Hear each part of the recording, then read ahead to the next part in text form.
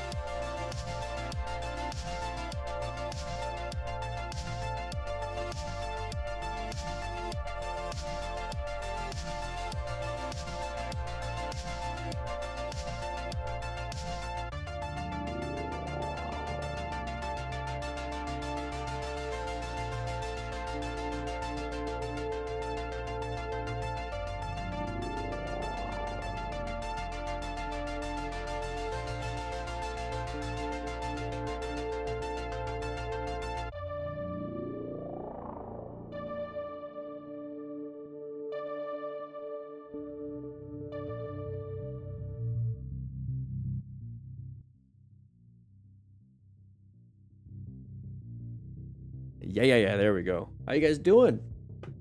I think today we're just gonna listen to some music and learn a few things here and there. But for the most part, just relax a little bit. Just finished my shift here at the firehouse. Having a good time. We got some MTC Rider Academy stuff later on. Just gonna turn that down just a little bit.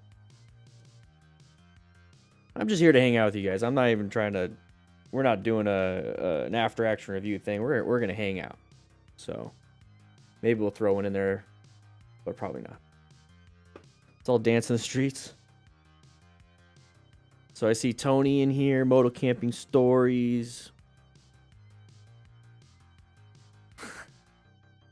My day's going pretty good, Tony. Dev Turtle, thank you. It's getting a little crazy. Go ahead and sit upright so I don't look like a slob. Let's come on now. R Thorn in Twitch, yeah, that looks like it's you couldn't avoid it.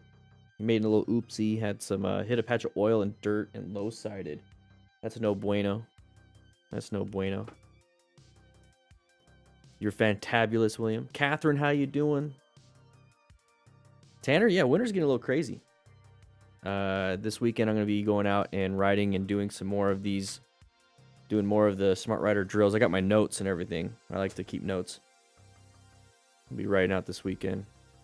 Really enjoy your posted content as someone who has had a couple of close calls and one low side. You have awesome advice and tips. Friendly rando, hey, random friendly person. Thank you so much for the kind words. Appreciate it. I'm just sharing with you guys what I learned, and that's what we're actually gonna be doing today.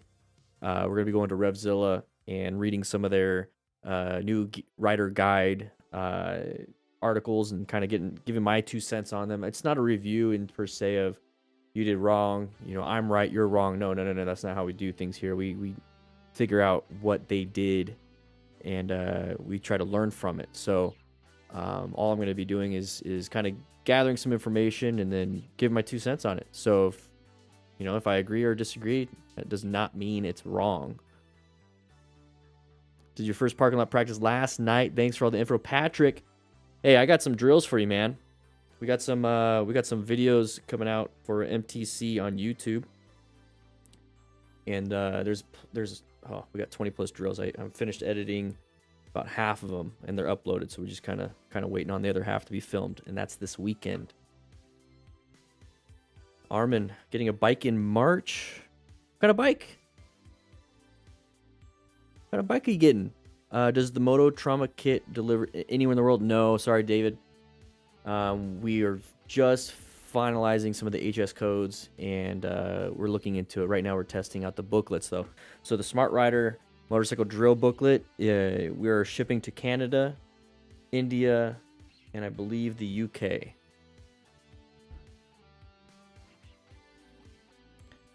The MSF was trash. All the tires had little to no traction. Yeah, and that's one of those things is like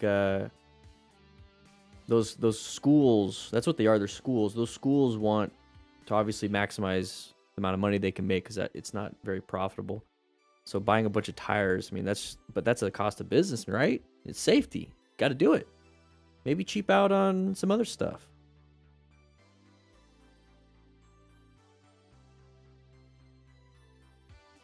Friendly, I'm glad you found it now, though. Yeah, I want a hypo motard also. You know, I'm going to turn this off. Subscriber only. There we go. You had all your gear and walked away without injury. Just a few scrapes on the bar end and slider from R. Thorn. Ooh, no buenos. It still kind of sucks, though. I mean, but I like your thought process. It's like, you know what? It happened. It happened. Go ahead and move some stuff over real quick.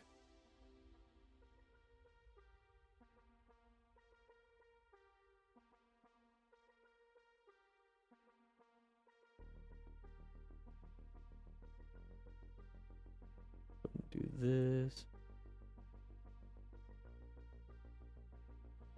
Oh, sweet. Okay. Kevin, thanks, man. Kevin is on Facebook. So, like I said, we're gonna be going over a few things. Let's go ahead and take a look at what we're gonna be looking at.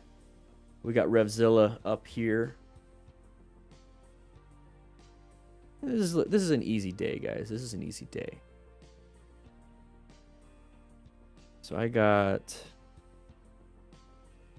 super simple highlighter. How do you use that?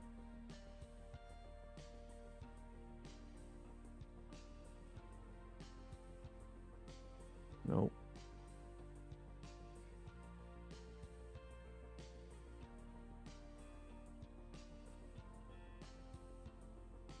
Let's take a look at something. So let's see. Choose the best bike, new bike, how to get your bike. That's cool.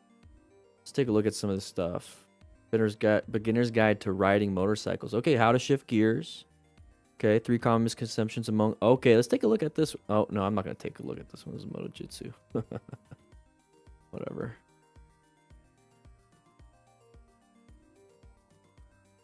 A guide to learning to ride.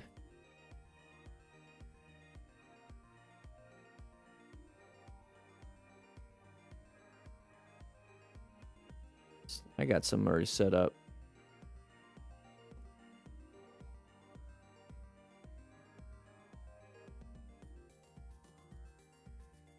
Kevin Funk. I see you, Kevin. Thank you for becoming a cadet. Guys, we have multiple different levels here on YouTube.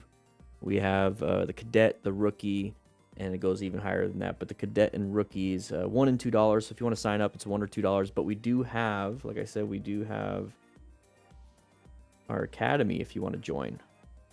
We have an e-course. It's only $4.99. But love to see more beards and mustaches in the chat. Have I ever owned a 2-stroke? No, I haven't. I've heard of them. I think I've ridden one, but obviously haven't ridden very many. I just joined the Riders family and got my license earlier this month. I started with a CB 300R and I love it. Mighty Yan, congrats. Glad you're here. Good afternoon. What is your take on the Panigale V2 being a first bike? No, there's a lot. It's not just about speed at that point. It's a fine-tuned machine, and beginners are never really fine-tuned, so you don't want to be doing damage, and you're not going to get the most out of that bike. That's really what it is. It's like buying a very expensive blender, top of the line blender, but you don't even know what fruit to put in it to make a smoothie. Like, it's just, you can start off with just cutting it up with a knife, you know, finding what fruit you like. It'd be cool if you're discussing shimmies and how to avoid them. What's a shimmy? Exactly, Thorn. It did its job. It did its job. I'd rather have damage to that than the body. Yeah, we're going to be talking about this one. It says Captain Michael Carroll, MD. So Captain, is that a firefighter? And then MD, medical doctor, huh?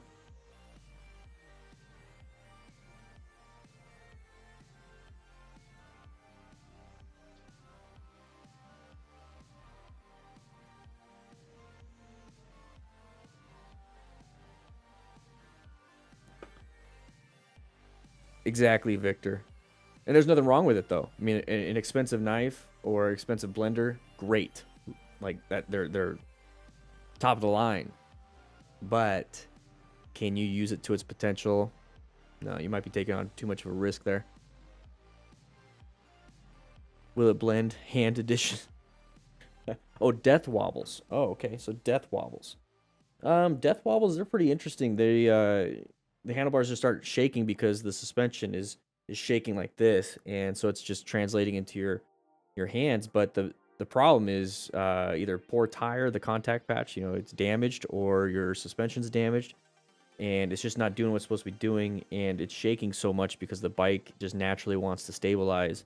So it's trying to stabilize while it's unstable, and that's what that is. It's like almost like you're running and you're falling forward and you're trying to catch your feet as quick as possible, but then you either catch it and you can start walking slowly, or you fall. And that's kind of what it is. That's the best way I can describe it. So it's like, what do you do in that situation, right? When you're starting to fall forward, do you run faster or do you prepare for the fall? You know?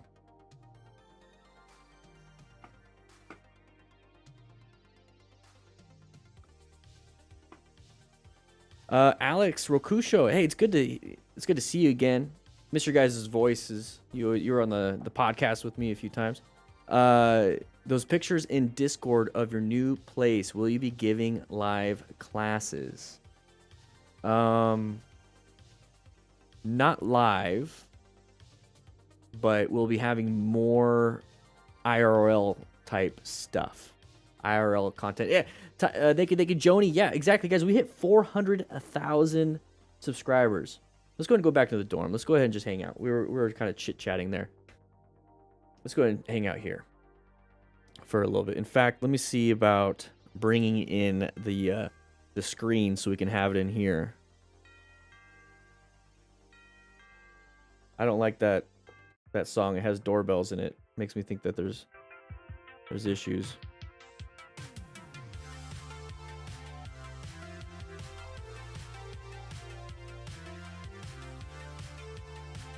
Let me go ahead and work on this so we can get it in for you. That's what she said.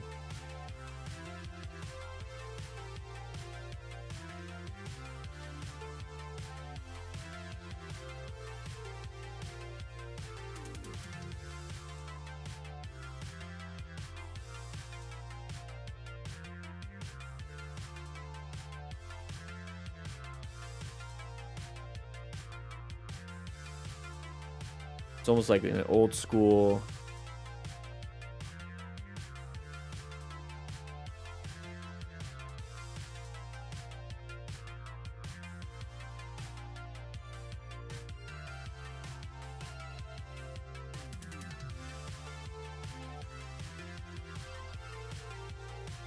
There we go.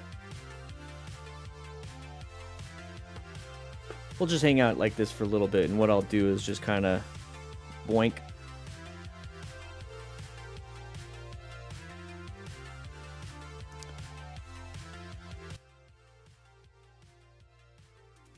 Working on your patience. Jeep drivers and cell phones has got to be. You're upset a lot, and now you're not. Let me know how your ride is going now. Are you doing better? Like, is your ride much better? Synthwaves, yeah, exactly. I love the Synthwave Jack Stand Productions. Ooh-wee. Ooh-wee. You can't mess up. Yeah, this is Synthwave. This is Synthwave.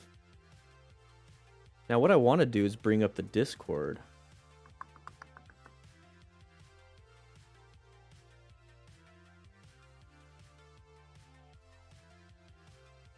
But we'll do something, maybe not.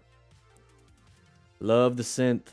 Exactly, Ryan. Sign in, everybody. You guys still get credit for today's class. This is kind of a class. You're going to get credit, so make sure you do that. Okay? Oh, what the heck? Boom, boom, boom. Do you make tunes on your free time? No, I don't. But we got Hegworld over there that does, and he needs to start stepping up. Just kidding. All mean. No, I don't make it on my free time. There we go. I think that looks good. Big Meaty Claus became a crew member. Yeah.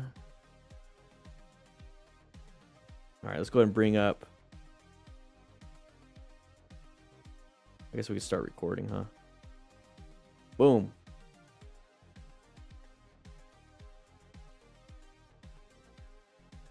I thought I fixed that.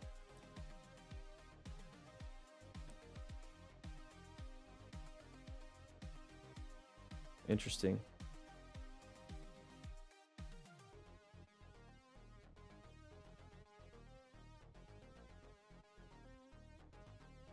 There we go. Can you guys see that okay? If you're on your phone, let me know if this is like not big enough. Let me know if it's not big enough. New helmet came in. Old Shoei was 4 years old and thoroughly used. Yeah, yours gets used, man. Yours gets used. You can on the PC. You can actually read it, though. I just want to make sure you can read it with me. So if I'm reading it, I want you guys to be able to read it. You know, in fact, what I can do is do that, at least. I could maybe...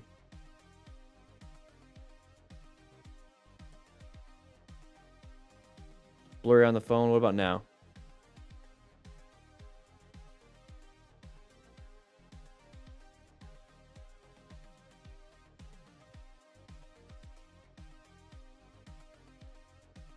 I'm good, King. Yeah.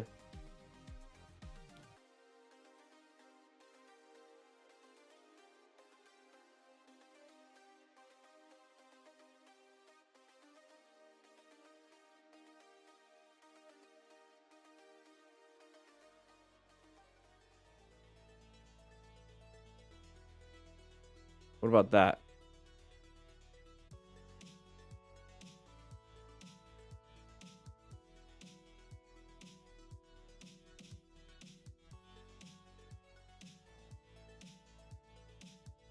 It's almost turning into the old school live stream. I used to be off in the corner and have this thing all set up here.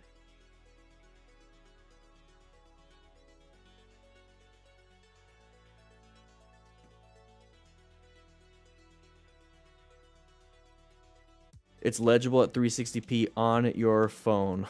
Okay, so then it's got to become somewhat legible, all right? Got to be somewhat legible then.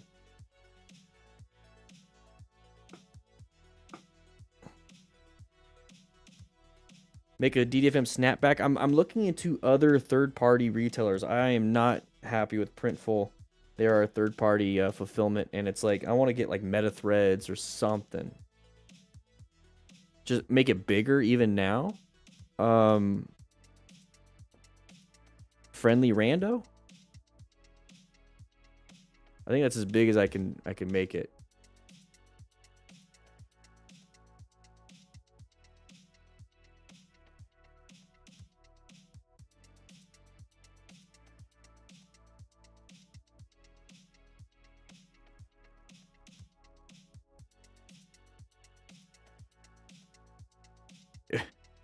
Your bike is 1900 cc's. Thought it was a 900. Big misread. Yes. That's clear. It's clear as day. Yeah, you got it, guys. Put it up at 1080p. I do 1080p 60 frames per second on this channel. Utilize that. Utilize it. Come on now. Come on now. All right, so let's go ahead and put that away for now. Kind of just hang out. Noah, yeah, go ahead and so here's the thing with the treadmill. It doesn't work. So have fun. Yeah, auto adjust sucks. I have to go down to the advanced, like you click 3 buttons, you click quality, and then you click the advanced, and then then you click 1080p 60. It's like there's 5 clicks that you got to do, and I think that's what they're trying to do is kind of piss you off.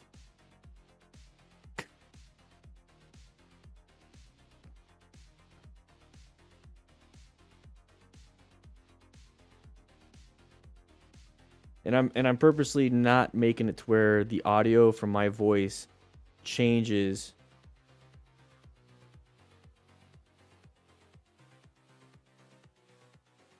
One sec.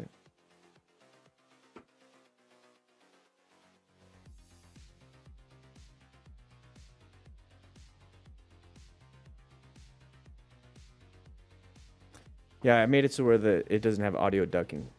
That way, we can just enjoy the music. Have I plugged in or unplugged? You know, I don't think I ever plugged it in the first place. I think that screen is the demo sticker. Can one of you guys just take the sticker off and just see? I don't know. I'm too lazy. I just made it. It's just for looks. Could run back and forth.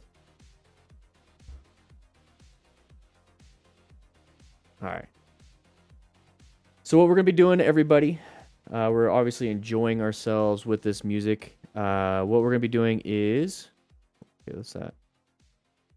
Interesting. What we're going to be doing is talking about a few things here from Revzilla. Now, this is their, obviously, their website. And we're going to be talking about a few things here and there when it comes to motorcycle tips and tricks, and this is more of a hangout. So what we're going to be doing is I guess we're going to look at how to treat road rash from a motorcycle crash. Now this is from Captain Michael Carroll MD. This is back in 2020, and remember, this is on Revzilla, the common tread. We do have a link in the Chitty Chat, and you click that and it'll take you to the common tread, which is their like magazine article type thing. But the main thing here is I just want to go over some of the stuff here. So and I read really fast, so maybe I can help out here. I'm not going to read the whole thing. I'm going to just summarize some of this stuff, but here we go. So I'm going to read a little bit. So many people say there are two kinds of riders out there, those who have fallen and those who have not fallen yet. Whether you believe it or not, we can probably agree that the most common injury from motorcycle crash, even a minor one, is road rash. Yeah, that's absolutely true. When many people say that the two kinds of riders fallen and not fallen yet, I don't believe in that. I believe that you can actually prevent quite a bit. Obviously, the law of averages and Murphy's Law says that it can happen, basically, and for more times you ride, the more chances you have to. So if you never ride, you obviously never crash or fall. But the thing is, when I hear people say that they fall or crash, and you haven't done it yet, I hear those that aren't even getting the training, and then they're falling and crashing, and it doesn't make any sense to me. Is why put that on somebody else? You know, if you've fallen or crashed, it doesn't mean somebody else will. You know, if you've been in a bad relationship, doesn't mean somebody else will. I think there's a lot of projecting on that statement right here. I do have a highlighter, so Nathan, bear with me.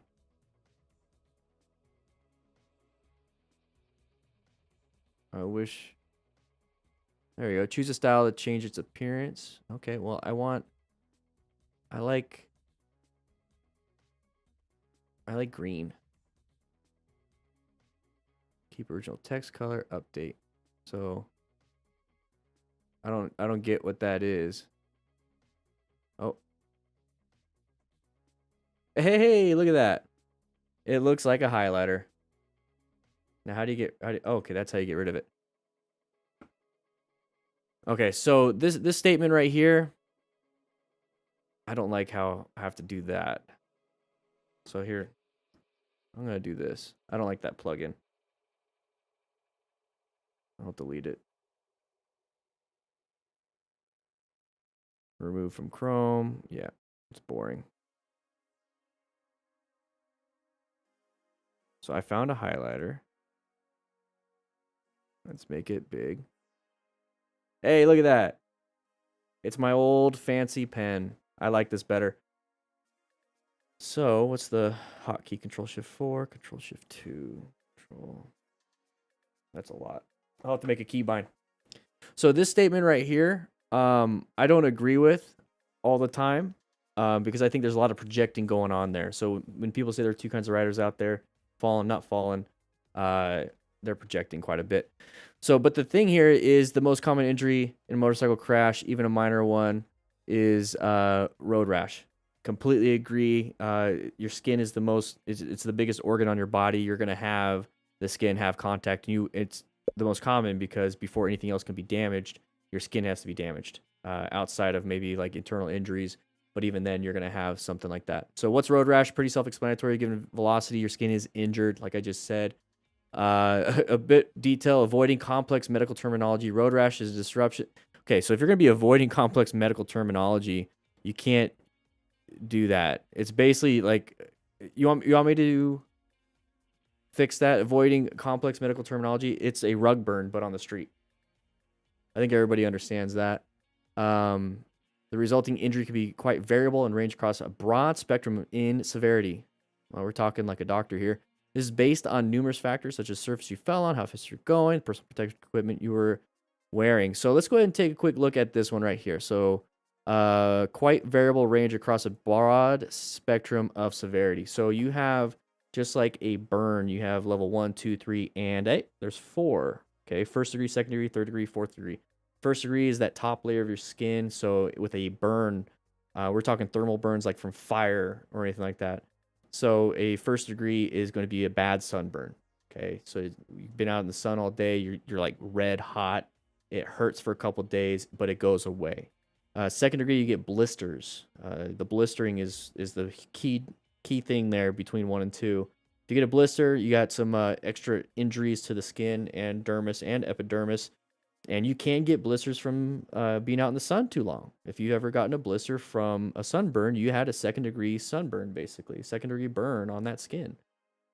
So let's go ahead and look into third degree. Third degree is when you actually get below the skin and you start getting some tissue burn. Okay, fourth degree is when you start to remove a lot of tissue with the burn, possibly even get the bone inside there. So now when we hear this right here, friction producing shearing force. So instead of burning it off, what you're doing is ripping your skin off from a scale to 1 to 4. You are ripping your skin off pure with friction. Friction creates thermal energy. So you will get that heat burn, but you will also get the burn and ripping part. So I'm just explaining a little bit more here. So first aid. So think of me as somebody reading it for you and kind of explaining a little bit more in detail. Let me know in the chitty chat if you like the extra detail and opinions that I'm giving you guys, because this could be something I'm enjoying. It allows me to read and refresh too. So first aid for road rash. Injuries checked out by a doctor so they can be properly managed. Of course, calling an ambulance is important if you have other injuries such as profuse bleeding, difficulty breathing, or you hit your head. So in our rescue cards, we talk about this. We talk about profuse bleeding, major bleeds, stop those major bleeds, hitting your head, traumatic brain injury, difficulty breathing. Obviously, you can't breathe. That's just it's a bad thing here. You want to go to the hospital if you can't breathe or you have difficulty doing it. And difficulty, all that means is, let's say you're out running and you're out of shape and you start breathing heavy, or you run and push yourself and you're breathing fast. That's not difficulty breathing. That right there is shallow breathing. That right there is not getting the oxygen to perfuse your body. That's what that is. Difficulty breathing is when you try to take a breath and there's something forcing you to not. So if you have a rib broken and you're trying to take a breath, now you're having difficulty expanding your lungs. If you have an injury to the trachea and to your throat, and just like with a hose that's kinked, it can't get water through, it can't get air through. That's a difficulty of breathing. Swelling inside the air pipe is a difficulty of breathing. Being able to catch your breath and breathe fast but still get air through, in and out, easy, but you have to breathe fast because you feel like you're having trouble catching your breath, that's what that is. So I want you guys to understand the difference between difficulty breathing and shallow breathing, or there's another term, I can't figure it out, but that's definitely not difficulty breathing if you're just can't catch your breath. But you find yourself in a situation, you've now joined the fallen group and your injuries are limited to some road rash, not severe. Basic wound management skills can be helpful. Yeah, you don't have to go to the doctor for everything. You don't have to go to the hospital for everything. But remember, you can always call and get 911 on scene in case there was something, and you can always cancel it. Okay, first step 1 is the same for managing any accident scene, get to a safe area. So rescue card and the rescue, what we do here, it's the acronyms and stuffs. R, remain calm. E, ensure safety. So ensure your safety. That's part of it. It means yourself first. Okay. I don't know why I'm not highlighting this stuff. So get to a safe area. That means yourself first. If you have, and that's where you ensure your own safety. I know you love your machine, but you can't love it if you're not alive. So get yourself to a safe location off the road and visible first, and then move your bike if possible. Yes, yes, yes, yes, yes. Step 2 is examining the wound. Okay, so you want to take a look at the wound, but remember, don't get distracted by some major injuries. But we are specifically talking about road rash here. Get it examined by either yourself or someone else. If it's bleeding a lot, you've lost sensation in the area, something is hanging off something, or the wound is deeper than just surface abrasions, please use common sense and get to a hospital emergency department. So, use common sense, get to a hospital emergency department if something's hanging off. Yeah, but like, how are you going to get to the hospital? So this is where we start getting to self-rescue, the rescue kits, and we want to make sure that we're actually doing what we can to stop the bleeding or stop severe injuries. So road rash, basically what they're saying is this is all we're able to take care of. And I don't believe that's the case because you don't want to die too. Road rash is not going to kill you. It's going to be very painful. If the wound doesn't rise to those levels of severity, then it's time to step 3, cleaning it, okay? So remember, this is if all you have is just road rash, you can clean it. Now it's going to say warm soapy water. That's pretty much what you have to do. Think we're done, clean it again. Yeah, that's it. You don't have to do anything special. You don't have to have like burn ointment. You don't have to have all these things. Burn ointment has lidocaine in it, which is a small narcotic. It's still part of the codeine family, but it's a topical thing. And it works to dull pain. It doesn't really stop certain things here.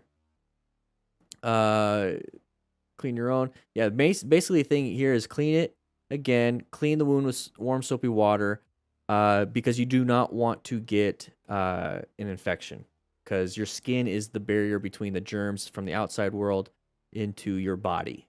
Okay, there's a reason why they say wash your hands. And it's not because your hands are going to get absorb the germs. It's that you're going to be touching your eyeballs and your nose and your mouth, all the mucous membranes, which is it's a membrane, so it allows passage between that wall. Your skin does really well. Now, if you have cuts on your skin, that's why they say you got to be careful, wear PPE on your hands because the cuts will allow the germs and allow infection to get in. It's really crazy. Inspect the wound again if bleeding occurs. If the bleeding is occurring, press a clean cloth or bandage against it for up to 20 minutes. And that's supposed to be for the clotting. You want to keep it there for 20 minutes. You don't want to keep it there for 5 minutes, check it, 5 minutes, check it. It's just like microwaving anything. If you check it every 20 seconds, it's never going to get done. Finally, it will after about 45 minutes. So just put it in there for 20 minutes. Okay? So just hold it there for about 20 minutes. That's just what it is. You want it to clot. The final and fifth step is keeping the wound clean and treating it. So you hear about treating and cleaning, cleaning, all these things. Do not keep it open to the air if it will get dirty. So when you just cleaned it on the side of the road and you're going to go home, you're sweaty, you're dirty, you're nasty. And that's why we have roll gauze and 4x4s inside our trauma kits. That way you can keep it from the outside because your skin got ripped off. Okay, the thing that's protecting you from the outside elements. Let's go ahead and put a synthetic. It's cotton, so it's not. But let's put I guess an external piece of skin on your body, and there you go. So you want to do petroleum jelly or antibiotic ointment, and that's just to keep it moist because raw flesh drying and cracking is no fun. Just think of a really bad, I don't know, chapped lips where you got a crack in your lip, but then you have it like on your butt, so that kind of sucks. And I say that because the buttocks, and then the arms and the legs are usually what gets road rashy. That's why they have protective gear on the bottom. Can you guys hear the music? There we go. This dressing can be repeated a couple times per day until the wound is healed, and that's it. You want to keep it clean. Now, I just said don't take things off, but that's just to stop major bleeds. You do want to take it off because you want new skin to be forming. When should you be worried? Okay. All right. Spreading redness around the area, uncontrolled bleeding. Okay. Stop major bleeds. Rescue yourself. Okay. Stop major bleeds. The S part in rescue. Drainage, oozing, gross stuff, pus, and bleeding. Also drainage. So pus and all that stuff is going to indicate that there's an infection. It's okay to have drainage because you're just having cell fluid, basically. Okay, your cells get rid of fluid, and that's what it's doing. It's trying to flush it out. So hotness, if the wound feels progressively more warm, or you get a fever, there's the infection. Pain, of course, if it hurts at first, but it should start being better at a day or two. Okay, so that right there is, I guess, how you handle road rash from motorcycle crash. Now remember, this is just road rash. You don't want to be saying like, oh, I got road rash and I'm going to handle it myself, but then you also have a broken leg or you're bleeding profusely. That's why you need to go to the hospital and you have a rescue kit. It's very important. We do have those on the store, but for the most part, just make sure you are taking it nice and easy, and hopefully preventing this. Being a smart rider is very, very important. Situationally, we're maintaining fundamental skills, acquiring gear, and now we're talking about the R part right there. So we want to be very careful. So great job with Captain Michael Carroll, MD. Very straight to the point. Hey, we're going to take care of things. I mean, I guess like there's only a few things in here that I personally would change, which it gives me some great ideas. Is maybe change some of this stuff to sound a little bit easier for somebody else. I mean, it looks like you're an MD, but a captain. Let's see what you are. Doesn't say anything. So I'm guessing firefighter or something. So just go ahead and make it more relatable. Make it more relatable. Ask your paramedic to take a look at it before sending it in. Your medic has doing a lot more assessments than you probably have. Whew. It could have been with full gear. You can still get road rash with full gear. Domo's a beast. Definitely can. Silent Cat. So guys, let me know. Let me know if you guys liked the little mini review of that. Did you like my context? Did you like the stuff I added to it? Let me know. Let me know. I definitely want to hear your point of view. Silent Cat. What's up, Dan? I started watching videos before I bought my XR650. I ride full gear and have spotted things on the road I wouldn't have noticed without your help. Thanks a bunch. You are welcome. Yeah. He could be a police captain too, right? Yeah, he probably could. Police captain and an MD. It's you usually don't have police moving into medical fields. It was a good review. It's a good review. I know it was. Whew. Let's get some music.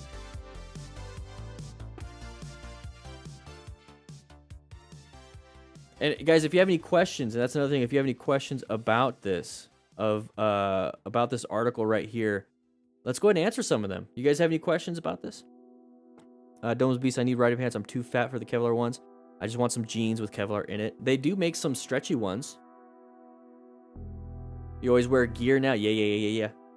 Is aluminum safe to use, and would it be a good addition to it? Alum? What? Pit Vipers with this synthwave music? Exactly. I think there's like a balance. It's like it's too loud and then it's too not. You know what I mean.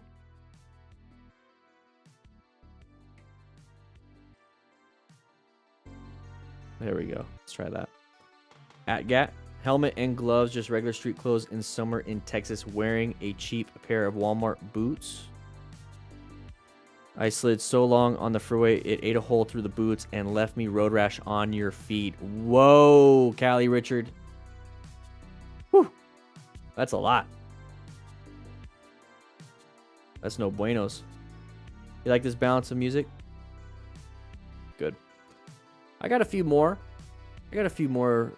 Things to go over here. Oh, you want to see what my Harley looked like back in the day?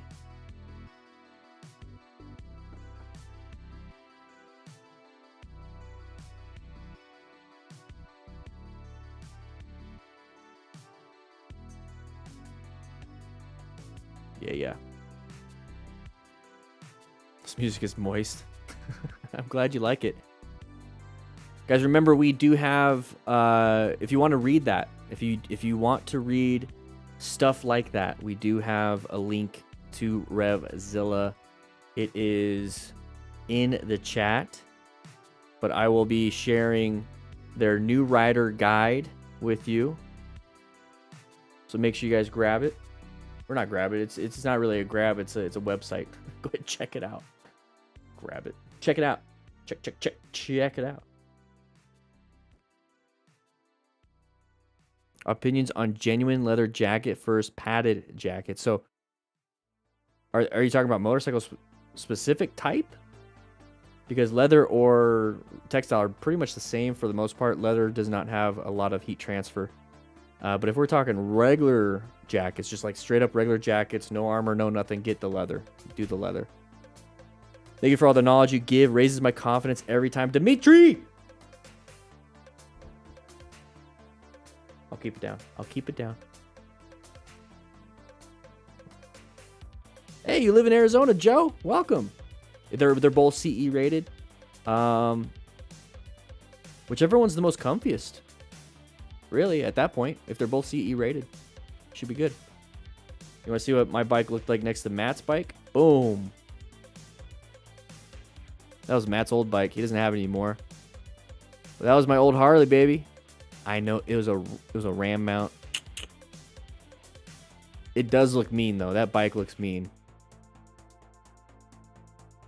Armor versus leather, so armor is better than leather. Yeah, because well, armor's better than leather. No. It's almost like it's comparing apples and oranges to that point. Armor's good for impact mitigation. Leather is great for abrasion mitigation. So you want both. You want both. You want armored leather. All right, we got another one.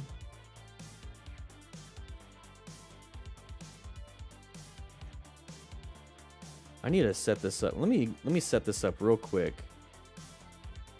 Because I want to be able to just push a button. Let me do this.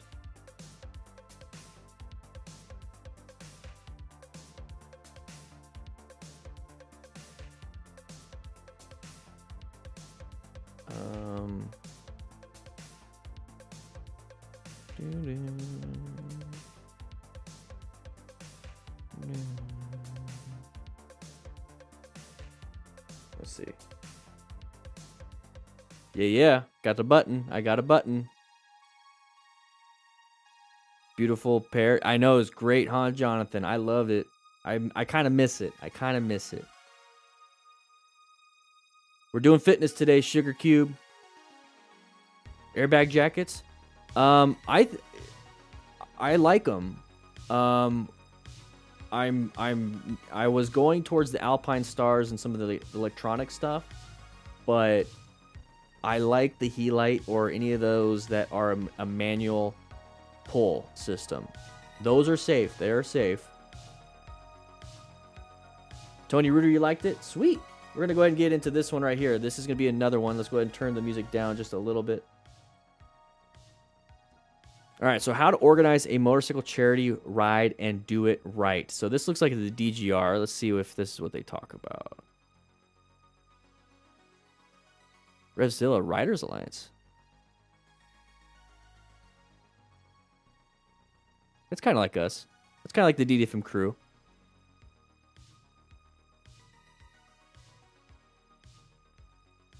Find your cause and your crew. We already got it, baby. All right, we're already ahead of the ahead of it.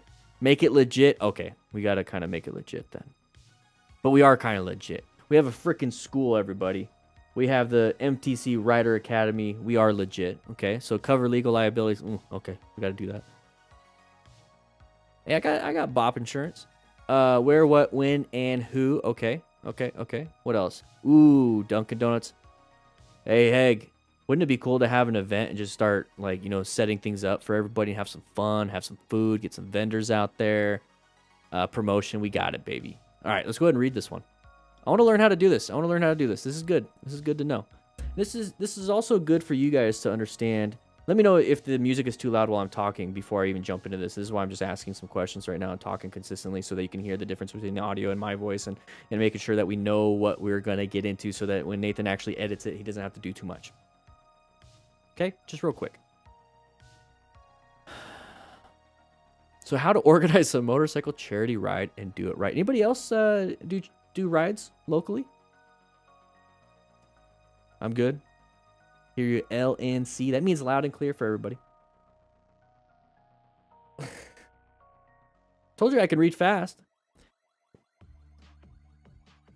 Charity ride. I'd be down to ride Arizona from Illinois for that. Hey, Jack Stan Productions. Guys, I am... Like, we do charity a lot. That's 100% part of this, part of the crew. 100% part of the crew. Charity. How I critique Max Wrist. Did you guys like the title that I had recently? I had fun with that one. A bunch of Max Wrist copycats, and it was a dude, like, with a broken leg on the ground. That's not nice, by the way. But I was having fun. Okay? Can I just have some fun? Will you, so Tony, do I have any patches? I'm thinking about putting the patches that are on the rescue kits separately. Would you guys want to just get the patch? I mean, I'll have to look and see how much they cost. So then obviously you got to make a profit. You know, I got to be able to pay the wages of all the instructors here at the NPC Rider Academy. So let me know. Let me know. Would you like to have the patch? Yeah, he is good rider. All good. I completely. The last thing I want to do is try to split up the riding groups, the riding community, basically, and it really isn't. Everyone's humans. Everybody does certain different things. My biggest thing is, like, can you grow as a human, and wherever you're at, can you grow as a human? So, at least towards positivity. I guess that's the other caveat. So, I mean, you make mistakes, grow from it, become better. That's all I care about. And it just doesn't seem like he's doing that. It's always a blame for something else. And it's like, as smart riders, guys, we take responsibility for our actions. So we grow from that. Yeah, fun is all that matters, and safety.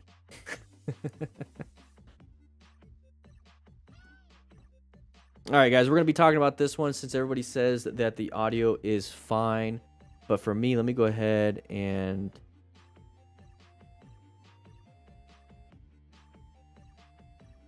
turn it down for me.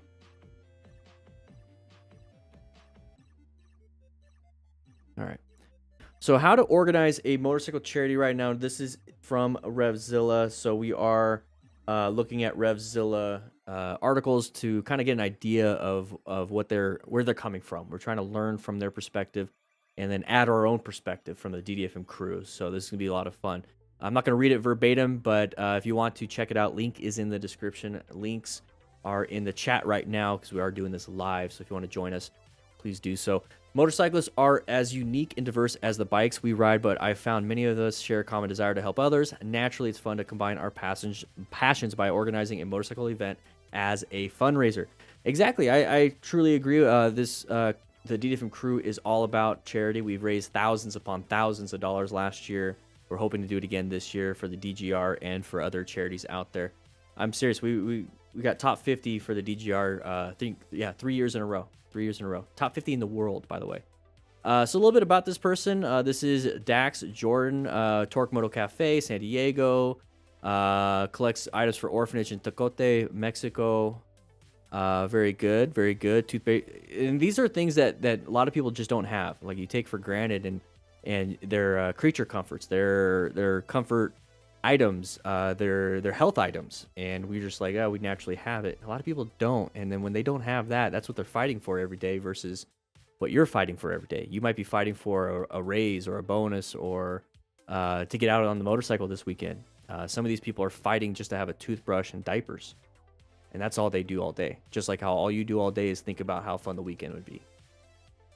So it's good to be able to be charitable. Okay. A little bit for you, like a toothbrush, is a lot for somebody else. So these are 6 tips for creating a motorcycle charity event and doing it right. Ashley reading with the $2. Thank you for the super chat. Here we go. So find your cause and your crew. Okay, I think we got that here with the DDFM crew. We are the best damn online motorcycle community in the world. We're super inclusive. We make sure we try to gather as many human beings as possible around this common thing that we like, which is motorcycling. But the main thing isn't motorcycling, it is the person. The main thing is you. I'd like to know who you are, what kind of hobbies, what kind of things that you like, don't like. And then we could just talk about that while we're riding motorcycles. And that's all it is. Motorcycles are a great icebreaker, keeps us focused, keeps us zoned in, keeps us ready for things that could come out and get us. Okay, so it resonates with you. Boom, I think we got it. We got it. And also the MTC Rider Academy and Motorcycle Training Concepts. It's the best damn online motorcycle training facility in the world. $4.99, you could join us and take an online course. So with so many details involved in event planning, it's almost impossible to do it alone. And that's where I'm starting to really realize doing it alone. I could do all, I could dedicate myself, which I currently am. I am dedicating myself to this community, and I want to do everything for this community. And I'm realizing if I could just give up 1% of what I feel like I can do, somebody can take it and do 100% with it. That's amazing. And we have 8,000 plus DDF and crew members in the Discord, 400,000 here on YouTube. I could give up 99% and we can do amazing things. So I'm looking for crew members right now. All right, so make it legit. We actually looked into getting a 501c3. It's a little bit difficult, a lot of legalities. We don't have the time for it. So we are a for-profit company, but we are donating quite a bit. We are making everything low cost, or trying to make everything low cost so we can reach as many people as possible. But yeah, definitely making it legit. That's cool. That's cool. Cover legal liabilities. This is one of the big things that we haven't really jumped into. Online is different than physical. If we have a physical event, we have to have insurance, and we're talking millions of dollars. We actually look into the AMA, American Motorcycles Association, and they do insurance. And that's why we're doing the Smart Rider drills here. We're slowly going to turn this into an event series. So we were looking into possibly getting insurance and stuff. But it would be so cool to have like vendors, people, the charities that we're helping out. They get a free spot. They can come in. You can donate to whatever charity you want. There's 4 or 5 different charities, or maybe it's just one at a time. You know, it'd be really cool. So $1 million liability insurance. Yeah. Start and end at a motorcycle dealership. And that's the thing, is when you go out riding, that's when you start having issues. So a big group ride. What I want to do is a big group parking lot or a big group area and stay there and do training, not move from there. I think that would be amazing. Thank you, Connects. How you doing? Where, what, when, and who. So they use Reaver. We have Discord. We have our Discord. But Reaver's really cool. If you guys want to check out Reaver, we do have, like I said, links in the description. It's going to just take you to the beginner gear, but you can find the Reaver app. What time will registration begin? Kickstands up.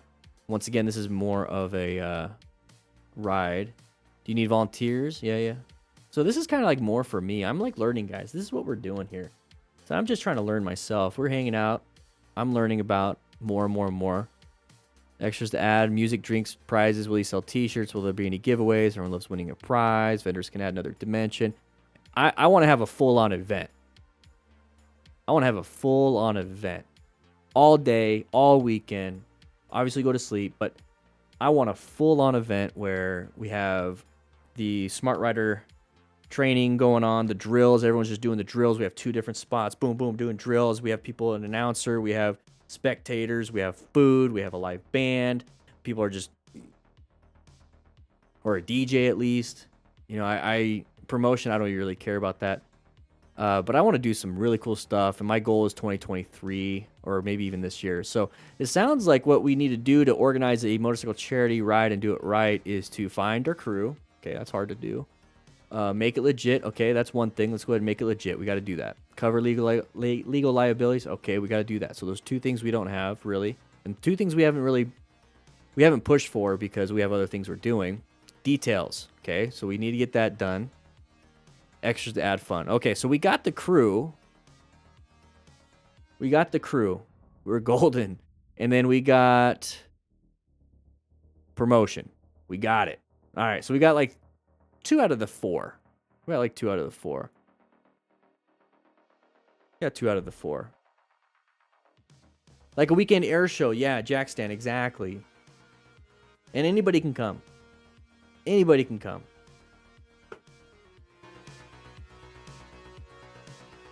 Anybody can show up.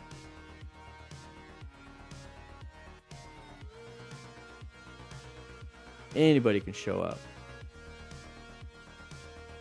We got another one.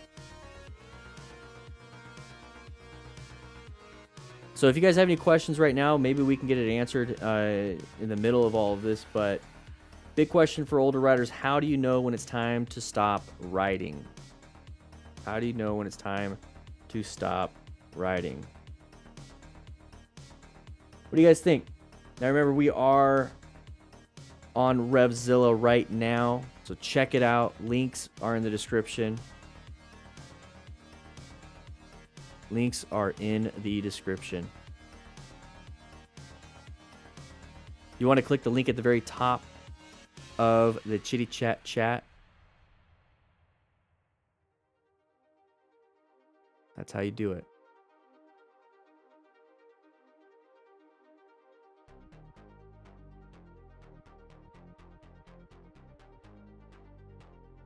I'll go ahead and paste the Revzilla Common Tread link. Just joined. What bike is that? That was my Harley Davidson, the 2012 Nightster. Let's see if it's still there up on screen. Yes, it is. Let's go ahead and do that so you guys can see it. That is my old Harley Davidson off-roading street scrambler. If you want to watch it, I still keep the videos up. This was the when I had it as a cafe Sportster.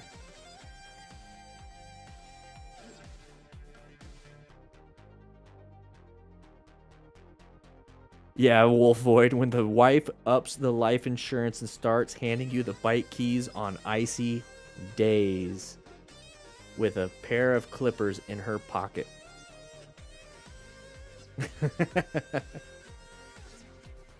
When your beard catches in the chain. Ooh. Callie Richard, I hope so. I hope so. That makes me happy if I've been able to save your life in any situation. Yeah, it was a 1200. It was a 1200. All right. So it looks like we're going to be jumping into this next one. This is another one from Revzilla. Big question for older riders. How do you know when it's time to stop riding? Okay, this is going to be from the Common Tread. If you want to check it out, link is in the description for the Common Tread on Revzilla. Tom Rafferty back in 2021. So it was about a month ago that this was written. So big question with advancing age, how do you know when to stop riding? Okay, class, what do you guys think? And I don't want to say class, crew, what do you guys think? How do you know? Write it in the comments. How do you know when it's time to stop riding? Okay, write it in there. So for me personally, when my vision starts going bad, and then I get LASIK, or then I get corrective lenses so that I can continue riding. But the main thing is once it starts going bad, then it's time to start thinking about it. But then when another thing starts going bad, like maybe you're starting to get back pain consistently and that's all you think about when riding.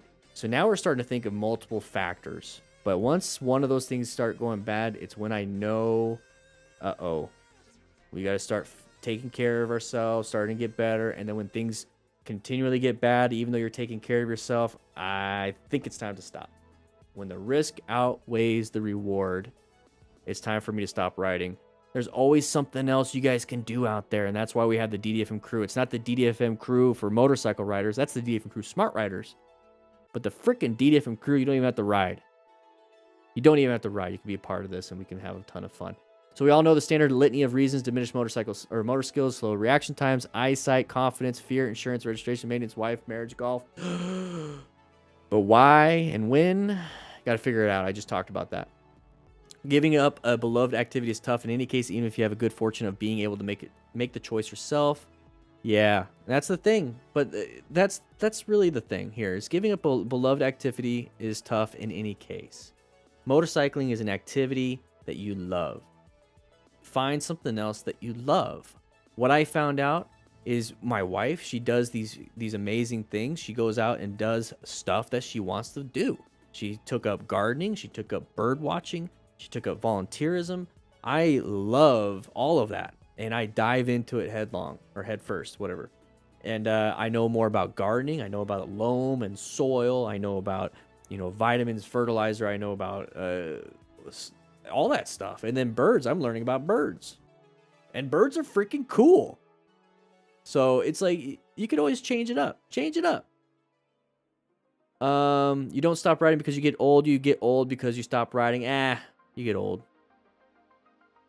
They discuss it from a doctor's perspective. Okay, that's cool. This is from Dan's perspective now. Okay. Looks like you're having a great time. Looks like you're having a great time. 1987, that's when I was born. Whoa. Okay. Former AMA president. Yeah. Okay. I began to notice age-related declines in strength, stamina, reflexes, especially in traffic. That's when it's like, oh, now we're just adding risks. So you could be zoned in, you could be prepped and ready, but then if your reaction time, so your perception is still good, it might be getting deteriorated, but your reaction time, boom, got deteriorated, we're start having issues. That's when it is, because then you still have to worry about braking distance, reaction times, reaction distance basically, because you want to swerve sometimes. That's when it starts getting crazy. Ed found that riding made him more anxious than joyful while riding and exhausted afterwards. That if you're doing an activity that doesn't work you out physically and give you a benefit of like better muscle tone and bone density, and you're exhausted. So if you're just going riding a motorcycle and you're mentally and physically exhausted, but on a good way, and you didn't really get anything out of it, it's time to give it up. It's time to give it up. Yeah, keep a little hoon for the ranch. Exactly. And that's where e-bikes come in, Heg. So, guys, if you want to give up, like, motorcycling, take up bicycles or e-bikes so you don't have to pedal so hard. Serious. Back at the history and gratitude and satisfaction, the Reddit trying to figure out, boom, right there. Possibly really hurt myself and others. It's not worth it at that point, especially towards that end. One big thing. Let's go ahead and pause this, or pause it. One big thing when it came to EMS areas is whenever we got a patient that fell, an elderly patient that fell, and there was a hip dislocation, breaking the hip, breaking the femur, anything like that. Specifically breaking the hip. Like 2/3 of people that break a hip after a certain age, they die within 2 years. 1/3 of people after breaking a hip at a certain age will survive after 2 years. And it's really about that mobility and being able to take care of yourself and being able to have the mental capacity to take care of yourself. And then also not being depressed that you can't do anything, because it takes forever for you to heal. It takes forever for you to heal at an age like that, at an elderly age. So I'm not taking those risks. And it sucked because when I would go on scene, I knew that going on scene. And I would see grandma here with all her grandkids, and then, like, because it was at Thanksgiving, and she tripped on the rug, or a dog pushed her over and she fell and broke her hip. Everybody has food on the table. They're just kind of waiting around for us to take care of her. She's screaming in pain. We see the leg is twisted, and this, so we have reduction in the leg, so you know it's the hip. She's complaining of the hip, and you know for a fact 2/3 she's got a 33% chance of surviving this in the next 2 years. That sucks. Let's start taking care of ourselves. Knowing that full well while you're there. Knowing in 2 years she's probably not going to make it.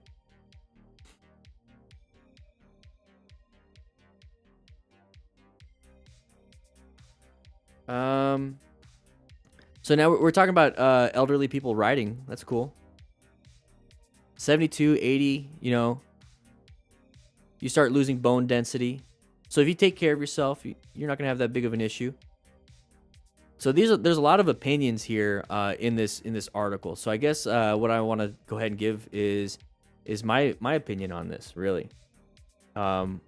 I think I just did.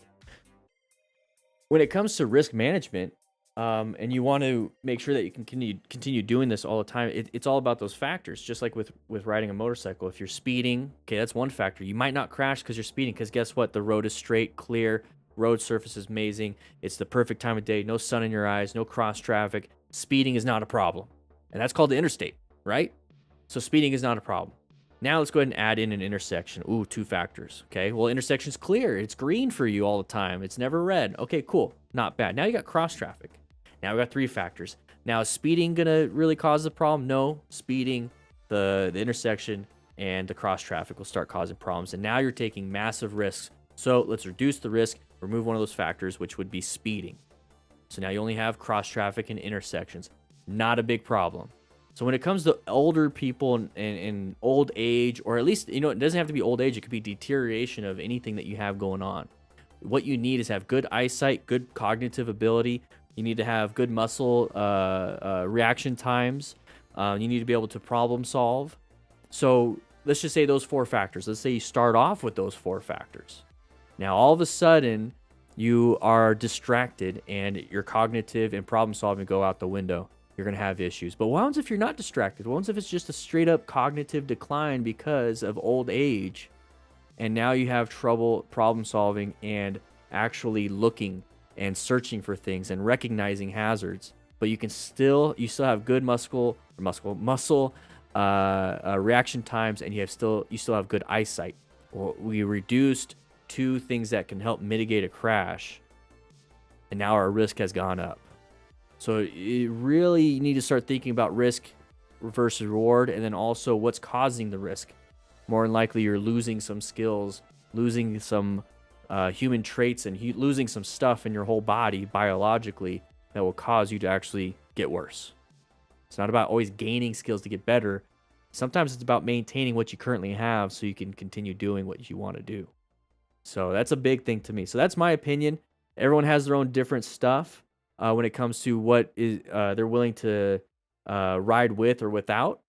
And I don't know. For me,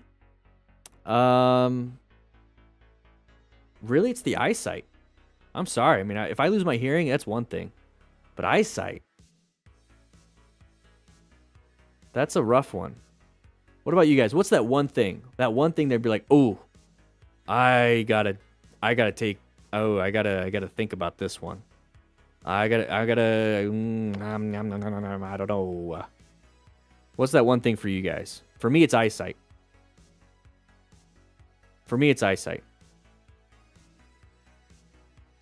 Intelligence, same here, Samantha. I am the worst injury that I could ever think of ever having on a motorcycle is a traumatic brain injury. I would rather lose both my legs from the knee down than to have any cognitive decline. Because once you have that, it just gets worse. Sorry, Matt. When I mean any, I mean... Shit.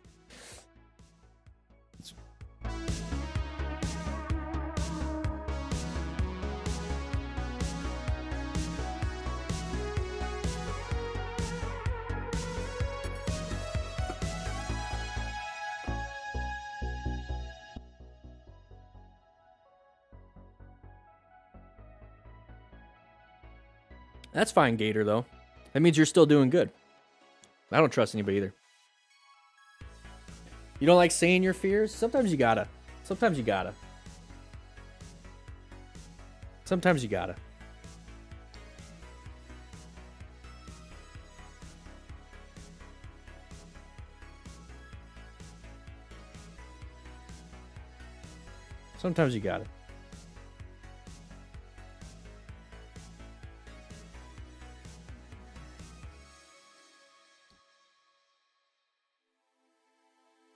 We are nothing more than our cognitive ability. Yeah. The quote of the day. Quote of the day.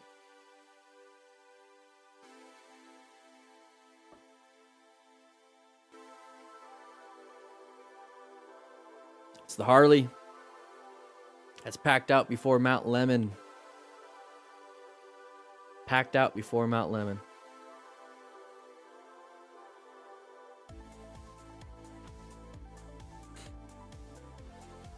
Whew. I guess every so often when a good background pops up, I'll let you guys see it. These are my old pictures. I need to start making new ones. Nathan, I think we have an idea for some photography here.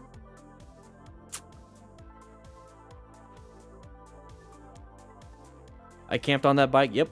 I have I think I have a few camping vlogs on this channel. Super old stuff. Super old stuff.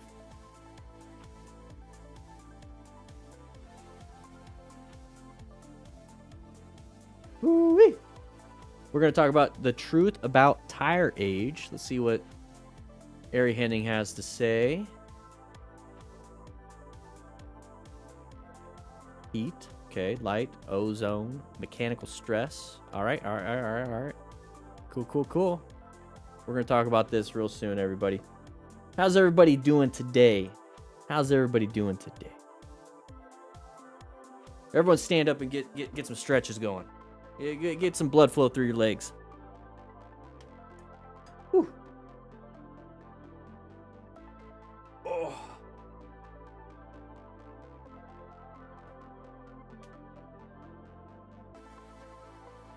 My head disappeared.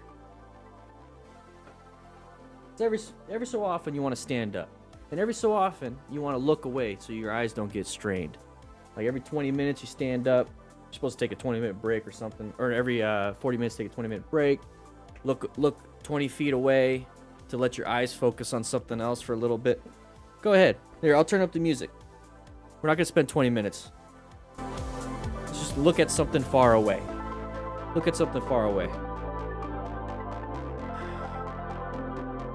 the eyes refocus.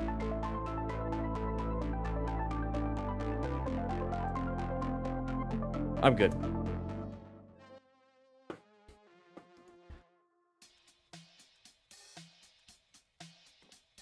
Amazon driver drop off like a 50-60 pounds of stuff today, most of it being protein powder. Heck, dude, I got some protein powder for the first time in like I don't know how many years. But I started you guys want to see an old video? I'm making my protein pancakes again, and they are delicious. What I do is I add ice cream on top.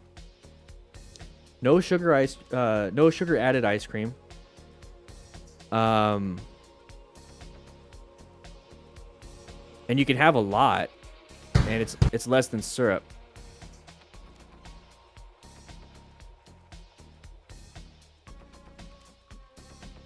This is an old video.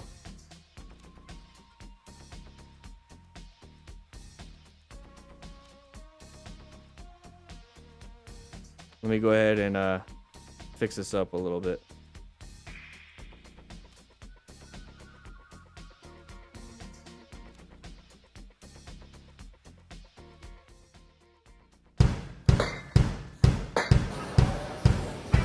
Hey, that's me. That's me right there.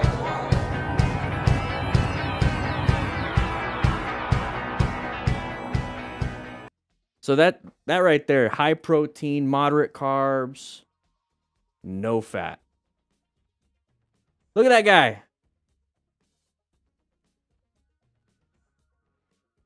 Hey everybody, gonna make some pancakes. Start off with Aunt Jemima right here. Some egg whites. Just a little bit of protein. Look at that stupid beard. What I do is I just do one serving. It was on a 4-day. It's gonna wait up. One serving.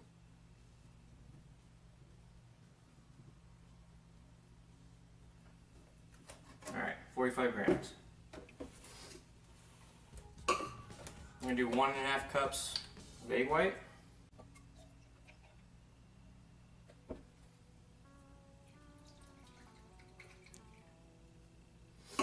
It's the hair. Yeah, I know.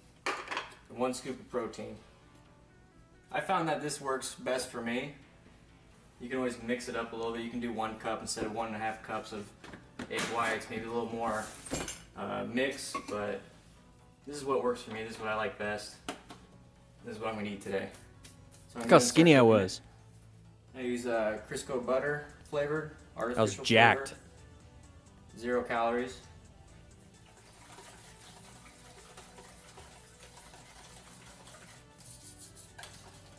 So what I do now is I just use a shaker cup. I just put it all in a shaker cup. But look at that back and those shoulders. Damn! Pour enough to make a pancake. I'm chubby now. I like mine a little eggy. That's why I use a little. So I was just you just make it like a normal pancake. They look like dog doo-doo, but they taste delicious. What I use is dynamitized cinnamon bun protein isolate and egg whites, and yeah, it makes a ton. They taste it, and what you do is you put either Walden Farms sugar-free syrup on it if you want. Don't eat too much because it's gonna make you go doo-doo. But no sugar added. Ice cream, one serving, just one serving. I think it's like 144 grams. It's like 4 or 5 scoops, and it's like 110 calories, 20 grams of carbs, and that's it. So, guys, your sodas.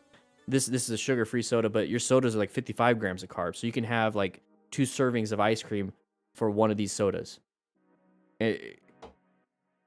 It's more filling. It's more filling. That's what I'm trying to get at. They're delicious. Here, I'll share the link with you guys.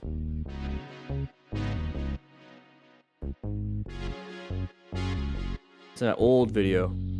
Guys, I was a pure fitness trainer.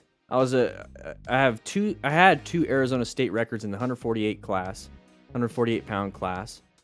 Overall records. I was the top ranked Arizona powerlifter in USPA and the, I already forgot, but is it the Mano Classic? I remember that one. This was May 8th, 2013, almost 9 years ago. Whoa.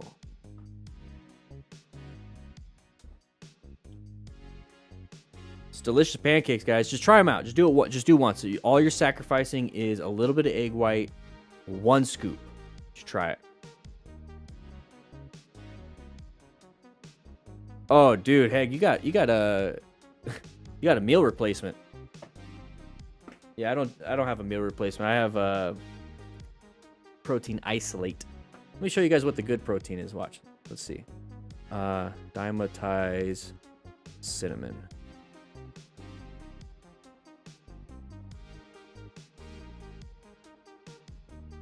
This is what I got.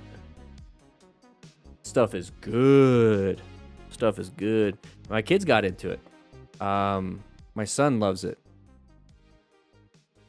It's probably the best protein powder I've ever tasted. Ever.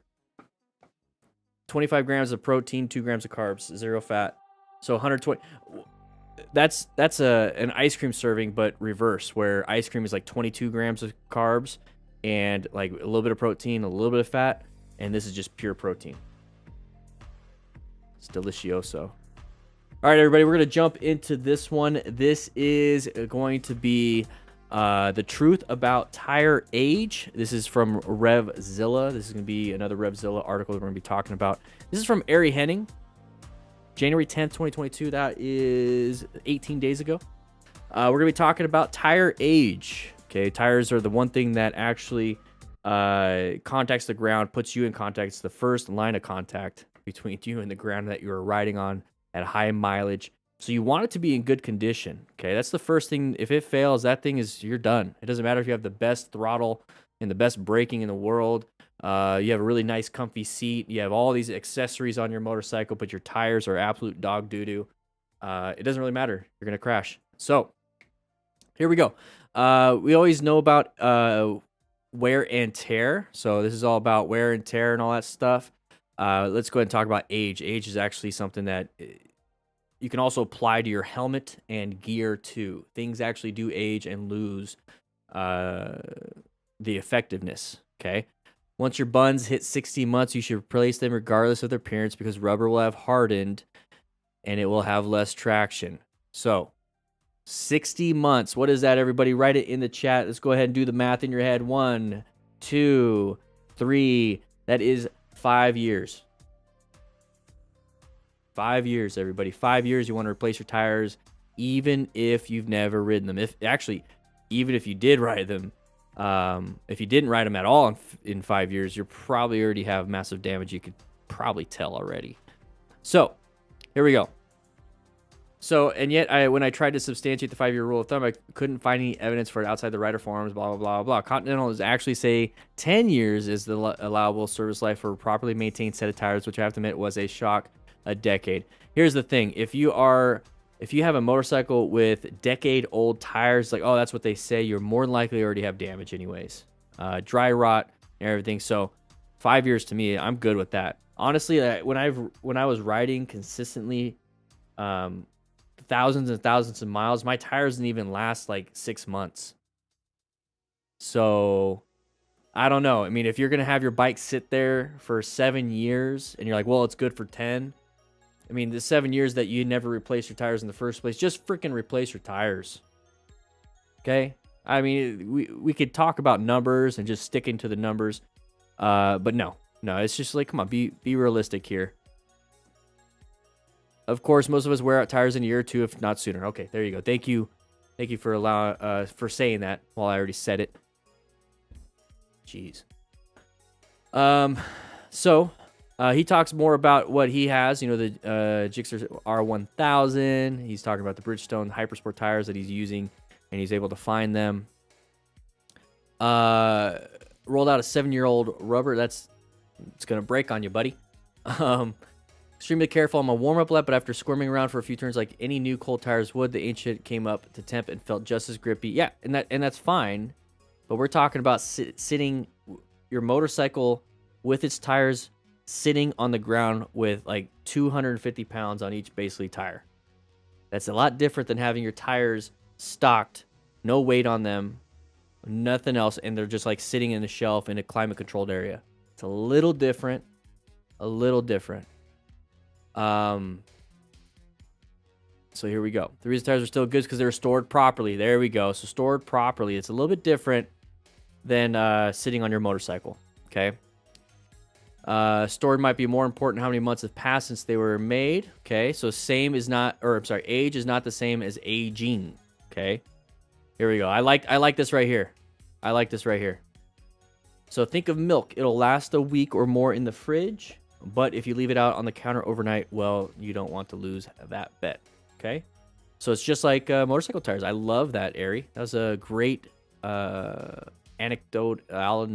thing. Love it. It's the same thing with tires stored indoors out of direct sunlight and away from intense heat and other factors that we're going to discuss. Unused tires have a very long shelf life. You don't have that in your garage or just sitting out there in the parking lot at your apartment complex. When you first moved in 6 years ago, you moved your motorcycle there. It's underneath the tarp. You got spider webs all over it. You got leaves caught in the spider webs.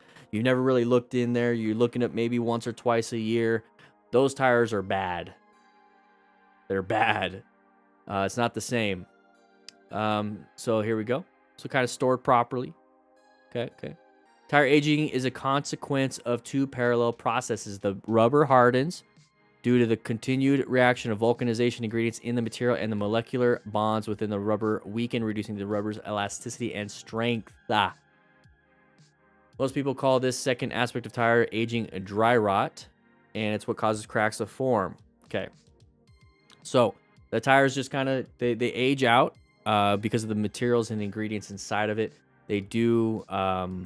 how can I best say this so that we can understand a little bit more? The preservatives in the tires cause them to go bad after a while. Okay. The aging is unavoidable and inevitable process. There are 5 factors that contribute to the speed at which it progresses. Some of you can't control, some you can't. So like when I say preservatives, so there's sometimes food can be edible after the expiration date, but it tastes like it doesn't have any taste anymore. So that's kind of where it's like the quality of the thing goes away after a certain age. Not necessarily that it's bad, it's just, and it's not there anymore. It's just that it's not all there. Okay. It's Dorian became a rookie member. Welcome. Welcome.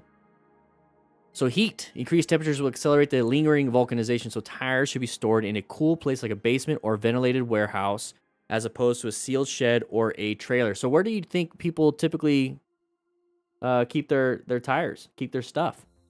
Probably here, or a trailer, or like in their garage. But they don't take the tires off and put them in these. So we're probably not fitting this area. Okay.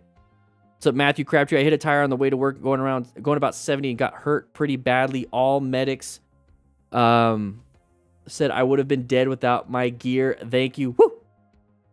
I'm glad you got your gear and you're not dead. Matthew Crabtree. Member for 9 months. So once tires are in use, they'll experience a lot more heat due to the friction created by rolling down the road. So I'm all like trying to like do this. So yeah.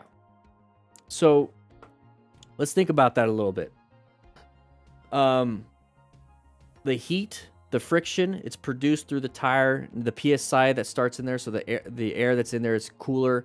But once heat transfers to the air, it starts to expand. Pounds per square inch, starts to get bigger and bigger and bigger. What is that air doing inside that tire? The molecules are actually bouncing off the inside of the tire and causing heat in there too. When we fill up an SCBA and apply more pressure, the SCBA is the tank on the back, self-contained breathing apparatus. Scuba is the underwater breathing apparatus. The SCBA, when we fill it, it gets hot. If you fill it too quickly, it gets hot.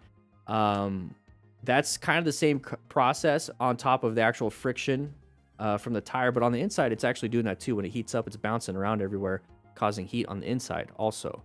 It wants to escape. So you're going to have friction everywhere. It's heating up. Heating up. Heat cycling. So what that does, on the track, they have extreme heat cycling. And so they're going super fast, gets super hot, but then they stop. Then it goes back to like cool temperatures. They go back out there, it gets hot, cool temperatures. So normal tires don't really undergo this temperature swings. Can't even talk right now. Because you're riding for a long distance and it stays hot for a while, and then you stop for like the day, and that's only one cycle. But on the track, you're doing like 10 cycles a day versus 1 or 2 a day. And those are higher temperatures. So oxygen in the air. Okay, so oxygen is a big one here. Let's go and talk about oxygen. Oxidizers, think of rust. Okay, iron with oxygen, it gets oxidizes, turns into rust. Fire is just a rapid oxidation of a material. An extremely rapid oxidation of material. That's all that fire is. So oxygen plays a big part in everything pretty much. The oxidative degradation hardens and weakens the rubber. So the rubber and hydrocarbons version of oxidation, the damage like iron and rust, tires and oxygen causes it to get hard and then weakens it. Okay, so iron, like a car, you leave a car out, the metal will rust, the iron will rust, the tires will get hard and brittle. It's the same thing with oxygen. It's helping do that to everything. So filling your tires with nitrogen would eliminate this issue with the yeah, there we go. Pressurized with rubber poison. So it'll help alleviate this. So you're not gonna have the air on the inside, but you still have the air on the outside. Okay. But remember, you don't want to damage inside and out if you can help that. Okay. So if you're really concerned about storing your tires, you wrap them in a black trash bag to reduce exposure. Opaque plastic will protect them from the next reactant light. So UV damage is a big thing here. Ultraviolet radiation causes homolytic fission, the fancy name for the breakdown of the elastomer molecules in the rubber into smaller, less stable pieces. You guys know what a sunburn is, right? Is it the UV damage breaking your skin and causing a burn? No. The UV damage is damaging your DNA in your cells and your body is destroying those cells, causing you to have skin flaking, causing you to peel your skin, because they will start replicating and causing cancer. So your body is literally saying, let's kill this shit off and throw it away before it causes a problem. The sun, UV, the ultraviolet light is actually damaging the DNA, not the actual skin. The DNA in the skin. So when I hear that, it's like it's more of a chemical process versus a thermal process. Okay, the manufacturers mix UV stabilizers in the rubber, but once they get used up, it's important to store tires away from direct light. So another thing that causes damage to items, another thing that UV damages items is medications. Nitroglycerin is supposed to be kept in a dark container because UV damage will actually deteriorate the nitroglycerin. So people with heart problems, when it's needed for an emergency use, it might not be any good if they kept it out. That's why your medication bottles are typically not see-through, and if they are the orange tint is to reduce UV contamination to the medications. But a lot of times when they say store it in a cool, dry, dark place, the dark part is for the UV. So that's another thing. UV, there's a lot of stuff out there that will get you. Ozone is a more reactant form of oxygen that wreaks havoc on rubber and is a leading cause of dry rot. In fact, concentrated ozone can trash a tire in little as a year. Ground level ozone is primarily formed when a vehicle exhaust, gas vapor, and other chemicals react with sunlight and heat. Ozone is produced when air is exposed to an electric arc, which means equipment like transformers and older appliances with brushed motors, such as those found in fridges, compressors, and drills, will kick off ozone as well.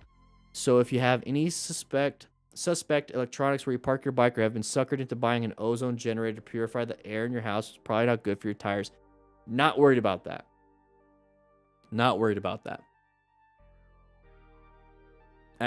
Concentrated ozone can trash a tire in little as a year, but we don't have concentrated ozone just sitting on our tires. So this first part is a little scary, but that has nothing to do with us, really. You're not having an ozone generator just kind of sitting next to your bike. Okay, so you're still gonna have damage because of ozone. It's a chemical chain reaction. But one thing that most people really worry about is this one. This is the one that we can really see. This is the one that we can really see. So this is just the tire flexing, which is unavoidable when you ride on a tire, but directly influenced by load, speed, and tire pressure. Okay, so this is that normal wear and tear. So this is why you always fill up your tires with the correct PSI before going for a ride. Underinflation causes damage to certain parts of the wall of the tire. Overinflation causes damage to just that really bottom part of your tire, which now, if you have it at normal pressure, you're going to have a really bad wear bar on the bottom. You have a cupping of the tire, so when you actually turn in, it goes over a little lip. You want it to be evenly worn down, and they're designed at a certain PSI to be worn down at a certain way. Do what it says on the bike. Okay, we're not just talking about tread wear here, but also carcass flex that heats up and fatigues the rubber and more or less causes all the reaction we mentioned earlier to be accelerated. Okay, so mechanical flexion, so we're talking about like constantly turning and bumping and hitting. Heat, oxygen, light, ozone, and mechanical stress are all pretty easy to mitigate while tires are in storage. Duh. Better yet, just ride your damn bike enough to ensure you wear out the tread long before age is an issue. Exactly. So how do we, with the mechanical stress, okay, easy to mitigate. This right here, it's like easy to mitigate in storage. And it's like we don't do that. Not a lot of us actually keep extra spare tires with us. When you go buy a tire, you're not buying double. We're not doing the Costco of tires here. We're buying what we need. It's usually like at the convenience store. We pay convenience store prices for our tires. We go to the dealer and get it done because that's where it's done. They could do it. We go home. So let's just do it. And if you're the one that replaces it yourself, you're probably not buying 2 or 3 sets. Alternatively, purchase the latest and greatest. The newest model from any given manufacturer is, well, new. So you want to make sure that you are buying a new tire. There's a way to check. It's going to be on the sidewall. I think he showed it a little bit earlier. up here. Yeah, the sidewall. So this says the 44th week in 2014. That's what that means. These are speed ratings, but this right here is the 44th week in 2014. Whatever that is. This is the born on date. Okay, I don't know what the speed rating for a V is, B or L. I think like one of it is like load, like how much weight, the speed rating itself. I don't know exactly, but yeah, this I know for a fact 44th week and 2014. So that's they might be getting into that. If you do end up getting suspect tires or encountered rubber with an unknown history on, say, a used bike you're buying, it's important to check the date codes. Okay. Visually inspect the tires for wear, damage, and dry rot. Pressing your thumbnail into the tread surface. I don't have thumbnails. I chew them. So that kind of sucks. I'm screwed there. Most street rubber rates around 60 to 70 miles per hour on the short A hardness scale. Okay, so it's about hardness then. Okay. He never really got into... He didn't even describe the thing, right? Oh, here we go. Oh, I didn't even see that. Didn't even see that. Well, I was right. Look at that. So 44th week, 2014. So that's one of the big things that I look for. So whenever I look at a tire when I'm going to go buy a bike or buy a used bike, I look at this first, and I see, okay, when was this born? Typically, you know, within 3 to 5 years, I'm going to want to replace it if it's been used. But then I start looking for tread and damage and all that stuff, dry rot. We talk about decap BTLS in the EMS service, the deformities, contusions, abrasions, punctures, tendons, lacerations, burns, and swelling. That's what we look for in a trauma patient. So here it would be dry rot, sidewall damage, wear bars, punctures, or any abnormalities of what a tire is supposed to look like. That's it. And then age. Sorry. And then age. So that right there is the truth about tire age from Ari Henning from Revzilla. We do have the links in the description. So if you want to check it out, please do it. We have the common tread.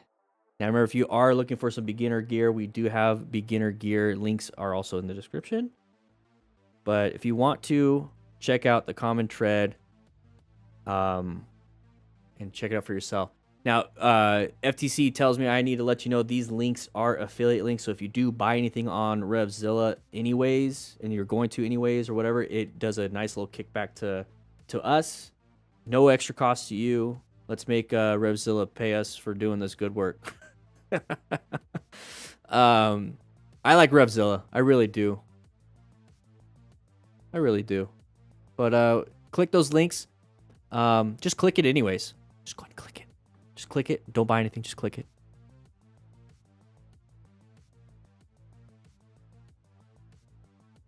Woo-wee. That was a good one. Oh, you got somebody was asking about camping. Hammock camping. DDFM crew in the back. We got the Sportster here. That was back when they offered me short shots, and then I got it in the 2-in-1 upsweep after that. I had the tracker 2-in-1. I still have that muffler and that exhaust in the garage. I might take it to the MTC Rider Academy with me. Then I got the short shot. No, these weren't short shots. These were the I think the mini grenades. The mini grenades. They were cool and all. I liked it a little bit higher up, and that's when I got the upsweep, and that thing was sweet. Ashley Wonders, love the content, man. I've been watching since I bought my Keyway Superlight 125. Now moving up to a Honda CBF 1000. Woo! Wow. That's a big upgrade. Love it. Love to see that. Love to see that. That's what that confidence. That's what that is. You got confidence. That's good to see. That's good to see. Let's go ahead and get the next one up. I kind of want to see. Let's see. So this one we might spend a little bit of time. So Matt, Motos with Matt, if you're in here, this might be up our alley. We're thinking about making our own gear. Yep. So we'll get into that. We'll get into that one. Look at that. Ooh-wee. I remember taking this one. This was like 4 in the morning, and I was riding around, and it was the lights. I had amber underglow, and I was testing out the lighting system, and I was doing it at night. I wanted it dark, and then the sun came up, and I was riding all the way to Mount Lemon, and I took this picture because it was just beautiful. It's just the sun was coming out, and I just thought it was a cool shot.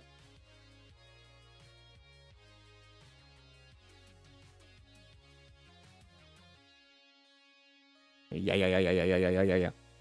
How often should you replace tires? They say 10 years. I say once it starts wearing down, and if you haven't touched it in about a year and a half and you start seeing dry rot, just replace it. I would definitely do 5 years born on date, though. And I try to keep it the same for a lot of things, so your helmet is also 5 years on date. Okay. Yeah, last thing you want is your tires to fail you. It's okay to have, like, your peg fall off. But your tires to fail you, no way. No buenos.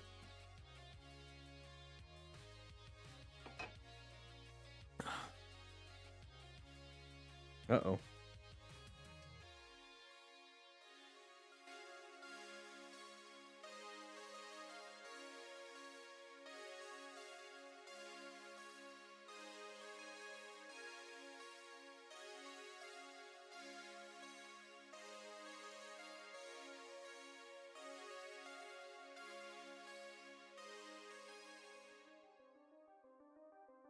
There's no uh-oh.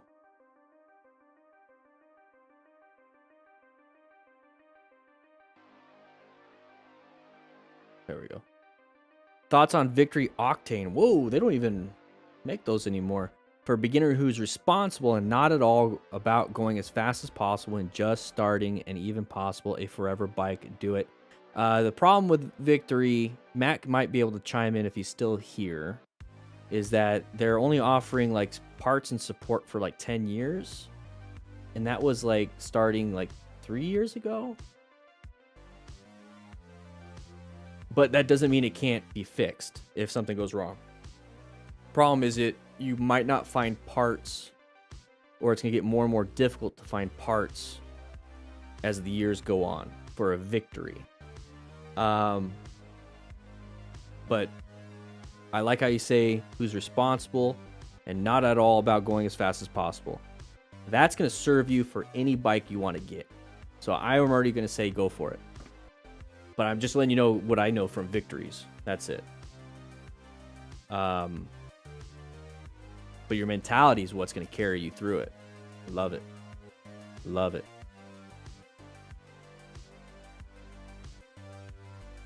Oddly safe riding, man. Nice one, Jamie. Bye-bye. Think about upgrading from an 883 to an Indian Dark. Oh, already. Do it. No. HD Fat Bob, get that out of... No. Indian Dark Horse. Indian Dark Horse. I love... Which one? Isn't there... like a Chieftain? Roadmaster? I think they had like a few others. Get an Indian. The technology, it's cheaper. Probably better incentives. Yeah,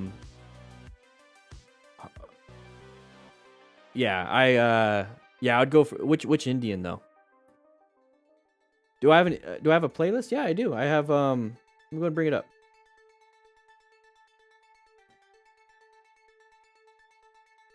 Stream Tunes, DMCA safe. I just have it on repeat.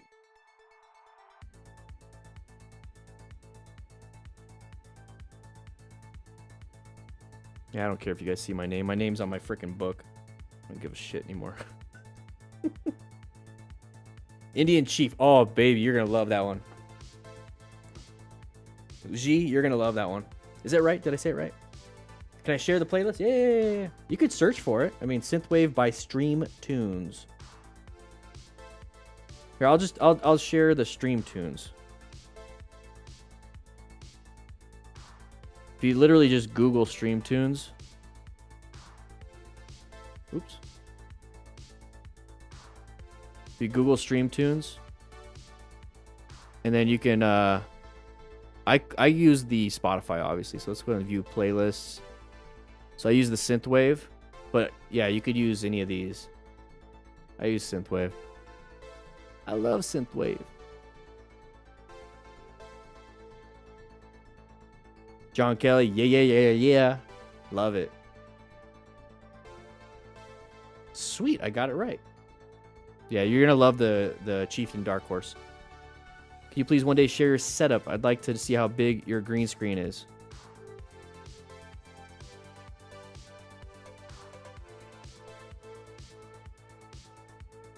What green screen?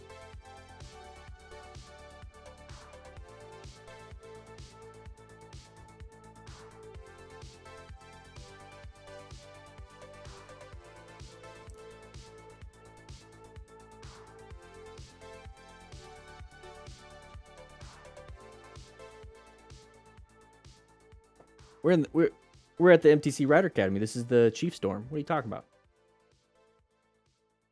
All right, here we go. I think we're ready to jump right into this one. So, building better brands, designing tomorrow's moto gear by Andy Greaser, October 29th, 2021. So, this is going to be a RevZilla article. Once again, we're going to be going over kind of some of this stuff. I want to see, not necessarily like what I could do better when it comes to designing moto gear. I don't have any, but I would love to get into it. I think it'd be really cool. We're thinking of some things here. I can't share too much, but I kind of want to see where they're going, right? I mean, if this is on other people's minds, it might be on the people's minds that are actually designing things. Now, developing prototypes is one thing. It's super easy. Putting things into production is extremely hard. So let's see what we can do here. So how's motorcycle gear design, and who gets to create the next helmets, apparel, and hard parts to hit the market? So Komodo's Vice President of Branded Products, Ed Wildman. Who's talking? Okay, Andy Greaser. Exclusive Brands Product Manager. They manage a sprawling portfolio of motorcycle gear, and their passion for riding reaches every corner of the... Okay. When RevZilla and Cycle Gear joined forces under parent company Komodo. Did you guys know that RevZilla and Cycle Gear merged? I think Komodo owns RevZilla, and they own. Anyways, Built, Sedici, and Street and Steel. Reacts is the original one from RevZilla. I wear the Reacts pants, the overpant. I love them. Lots of airflow. I put suspenders on those things. The best pants I've ever had. Great armor in the knees and hips. You're going to have to get hip armor, though, I think. And then I have the Reacts Trasker gloves. Love those things. I think I got a second pair already. But Built and City Chain Street and Steel. Interesting. Did not know that. Look at them having a great time. That's a Cardo, by the way. Cardo Pack Talk Bold. Get a little discount. Here we go. The rebuilding and rebranding would mean mountain a lot of work. Okay. All right. I don't need to know their history on what they've done. All right. So how is motorcycle gear design? It says it takes about 18 months for a product to go from concept to the in stock on the shelf. Whoa. That's about right, though. I've been designing the Smart Rider drills since I looked at the first initial drawings. September 2020 is when I first started to really draw these things down, and then I slowly been refining them, and now we got the booklet going out. You might want to check it out. Link is in the description for that. But 18 months, every product they work on is designed from the ground up, anywhere from 60 to more than 100 products, and develop it at a time. Oh my gosh. Oh, that's a lot. So this is that carbon fiber shell. We got a carbon fiber shell. We don't have the polystyrene foam on the inside. We don't have the comfort padding. We don't have the retention system. We don't have the visor. All those things that also go into this. And we talk about that. I think that's Unit 3, Lesson 1 of the Academy that we have. Might want to check it out. The process starts with Ed's product research and merchandising expertise. So a lot of research and understanding. So what that means to me is like, hey guys, hey, pause the music. Come on, we gotta pause the music. Research and development. What would you guys like? There's my research. So after the research phase, concept products are penciled in across the different lineups. Okay, this is interesting. The concept products are shown to buying groups who review the details, approve the most promising options, and ultimately establish the quantities they'll need for the next riding season. So right here, guys, buying groups, that's buying groups. Let's say we come up with something, and we were talking about patches here, right? We're talking about patches. If we come up with something, would it be kind of cool? I think it would be kind of cool. And I'm just going down a little brain vomit here. Let's go ahead and put it on the Discord server. Let's go ahead and say, hey guys, should we go with option A, B, C, D, or E for this patch? And then you guys pick it out. I don't want to be showing it to buying groups. I want to show it to the crew. This is the crew gear. I think we need to do that. But you guys need to do this. Okay? If we make the concept, I want you guys letting us know.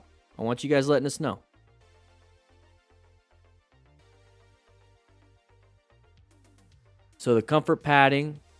Okay, lots of cool little things.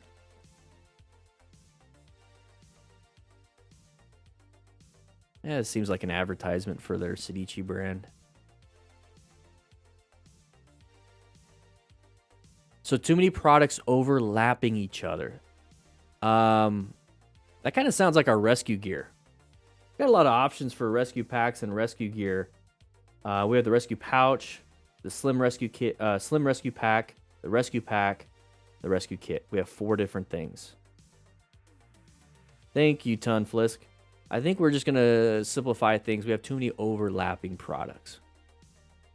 First thing we did was take the line plans for all the brands and lay them out. It explains there's what jumped out at us is a single product segment. They had 13 leather vests and 7 leather chaps across 3 different brands. Why? Seriously. One micro segment need this many options? Well, because people like options. They do. But then you start getting into the problem of, well, there's too many options. I don't want to buy anything. It's a little awkward. The Sedici Strata 2 helmet. Komodo's best-selling helmet, okay? 2/3 of all the way through updating their product lines. Okay. Oh, all right. Sounds like an earnings report. Roger Ned says a little details that separate good from great in the industry. Yeah, that's absolutely true. Absolutely true. You know, it's like you have 2 helmets in front of you. One's good, one's great. Same price. Let's go for the great. The customer likes the gear or they don't. It's during the discovery phase, first few months in ownership, and these details earn their keep. Why not the whole thing? Why not all of the life? Jacket pockets that zip down to close instead of up. That is a big thing. Anybody have jacket pockets that zip up? Because then you're going riding and say the zipper is not good anymore, and it starts to go down, down, down, down. Now your pocket's open. So if they're zipping down, your pocket's not going to go open through vibrations. I also put zipper pulls on my zippers. Color-coded thermal liner snaps, very important. I like color-coded things. Okay. Waterproof foam pockets, good. Okay, hidden reflective accents built into the design. Don't just put a big strip across the back. I like that they integrate those. I'm all about design. Zipper pull is big enough to work with a gloved hand, exactly. All right, so this just seems like it's oh, here we go, finding the customer. The new Rax brand served as a helpful test bed for some of their new ideas because it didn't have any of the history or preconceptions that existing lines did. After launching Rax, Ed called it a step up, a tidy brand that one of those quiet success stories. They relied on market research to develop identity. Oh my gosh. I'm trying to learn here, everybody. Built riders logged the most miles, so it's no surprise that they valued durability and protection. Crew. We're not in class today. Crew. What what do you guys value? Do you value looks, durability, just the essentials? Like when you think of buying a motorcycle, when you think of buying anything, screw my motorcycle stuff. When you think of buying anything, it's like, what are you buying it for? Are you buying it because it serves a purpose? Or are you buying it because it's just fun? Or are you buying it because you know it's going to last you forever, so you're going to spend a little bit more? Or you're going to buy like 3 cheap ones so that you know when one breaks, you're able to go and get another one. Let me know what I would love to know. Sedici customers were upmarket and aspirational. Upmarket means that they're willing to spend a lot of money. They wanted a more premium product. Wanted cruiser custom gear. Pass for street clothes. So dual purpose kind of gear. Interesting, interesting. Comfort, looks, lifetime wolf void, function over form gator, looks and durability.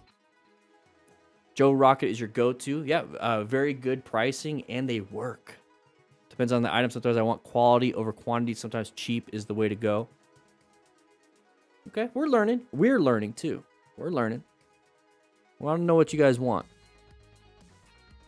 So this right here, regardless of the brand, Roger and Ed are careful design for protection and features first and price second. So what that says to me, they got 3 different brands. They have one that's more of the cruiser brand, the more premium brand, more of the brand that is less expensive but is durable. So they're going to design for all that stuff. And if one of those things turns out to be expensive, hey, guess what? We're going to throw it to Sedici. If one of those things look like it's a cruiser, hey, we're going to throw it at cruisers. If one of those things is not super expensive and lasts a long time, let's go ahead and throw it into the built brand. So it's good to have different brands. It's pretty interesting. Which, by the way, guys, we do have Motorcycle Training Concepts, our second motorcycle training channel, focused heavily on pure education and a little bit of fun. And by a little bit, it's going to be a hell of a lot more than anybody else. We could try to make the cheapest gear in the market to win on price, but then you're competing for the lowest price. That's not fun. Oh, look at we have an idea for price point for each product design. Gear has to work. Yeah, you guys. Yeah, race to the bottom. That's like business 101 bad news. If we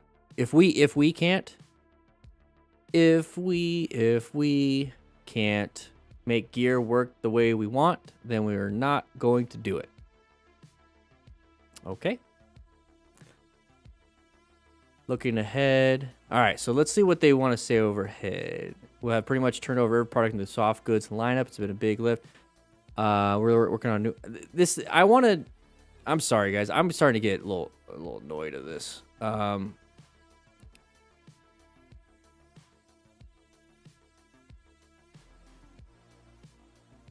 It just sounded like an article.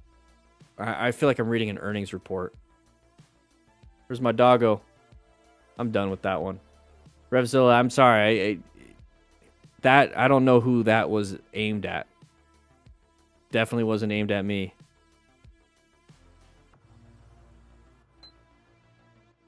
Definitely wasn't aimed at me. I think we should look at some gear.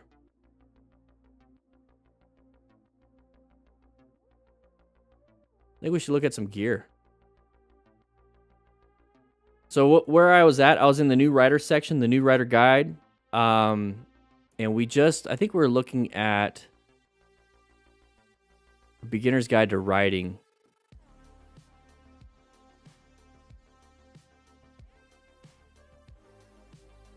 How to clean a motorcycle helmet. You guys want to know how to do that? Do you guys know how to clean a motorcycle helmet? We talk about that in our academy. We talk about that in the academy. How many of you actually in the academy? The e-course that we have.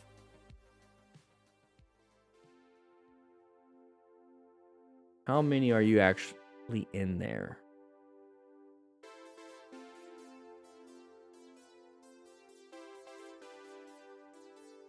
Use soap and water the best way. This is the academy. This is our class. Basic training class 2201. We got some reviews, great reviews. Only $4.99, but these are all the. This is all the stuff you get to learn.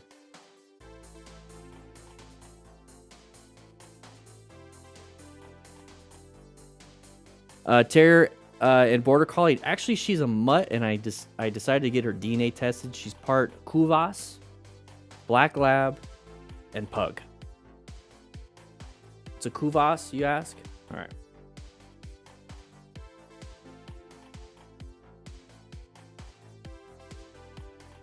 That's a Kaos.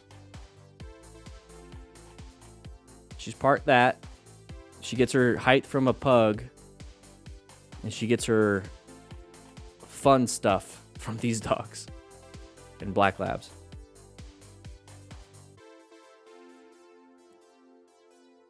Scotch Brite is definitely not something you want to put on your visor. Yeah, when it's loose canyon, when it's safety, you just pay a little bit extra. Pay a little bit extra.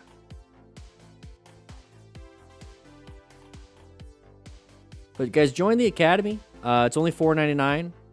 I'll go ahead and keep track of who's actually here.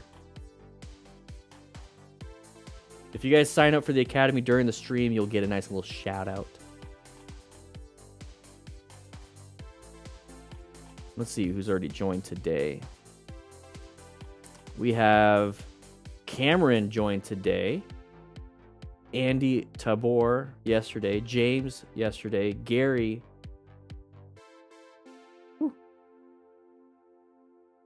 Dun, dun, dun.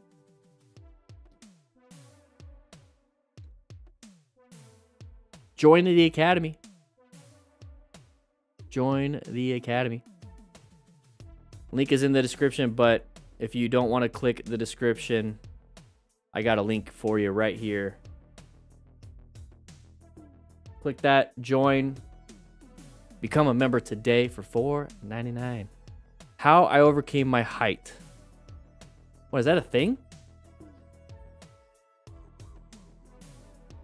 Motorcycle training, a guide to learning to ride.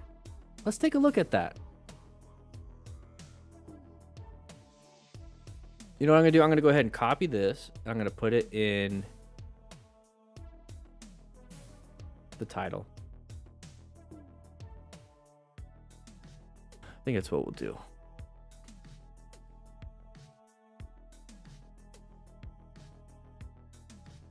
For bug splatter on a helmet, wet the visor, get a wet paper towel, and let it cover the visor. This will soften the bug goo. Don't wipe with the paper. I was about to say that, Frank. But yeah, don't wipe the paper towel. Use a softer cloth to wipe. I was gonna say paper towels are abrasive, man. But you caught yourself. You caught yourself.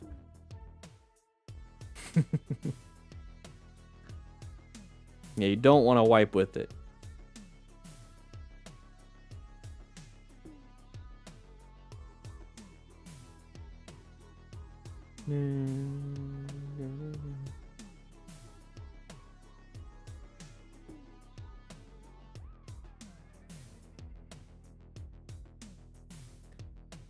Get yourself a fine chamois. A chamois.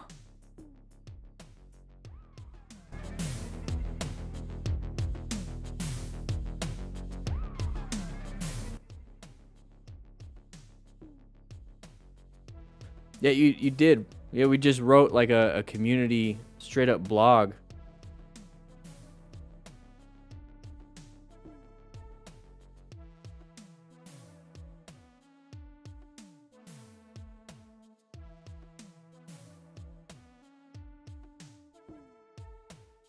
Thank you, everybody on Twitch. I see your comments. Trying to keep my eyes on it, but it's tough. I got like a bunch of chats. All right.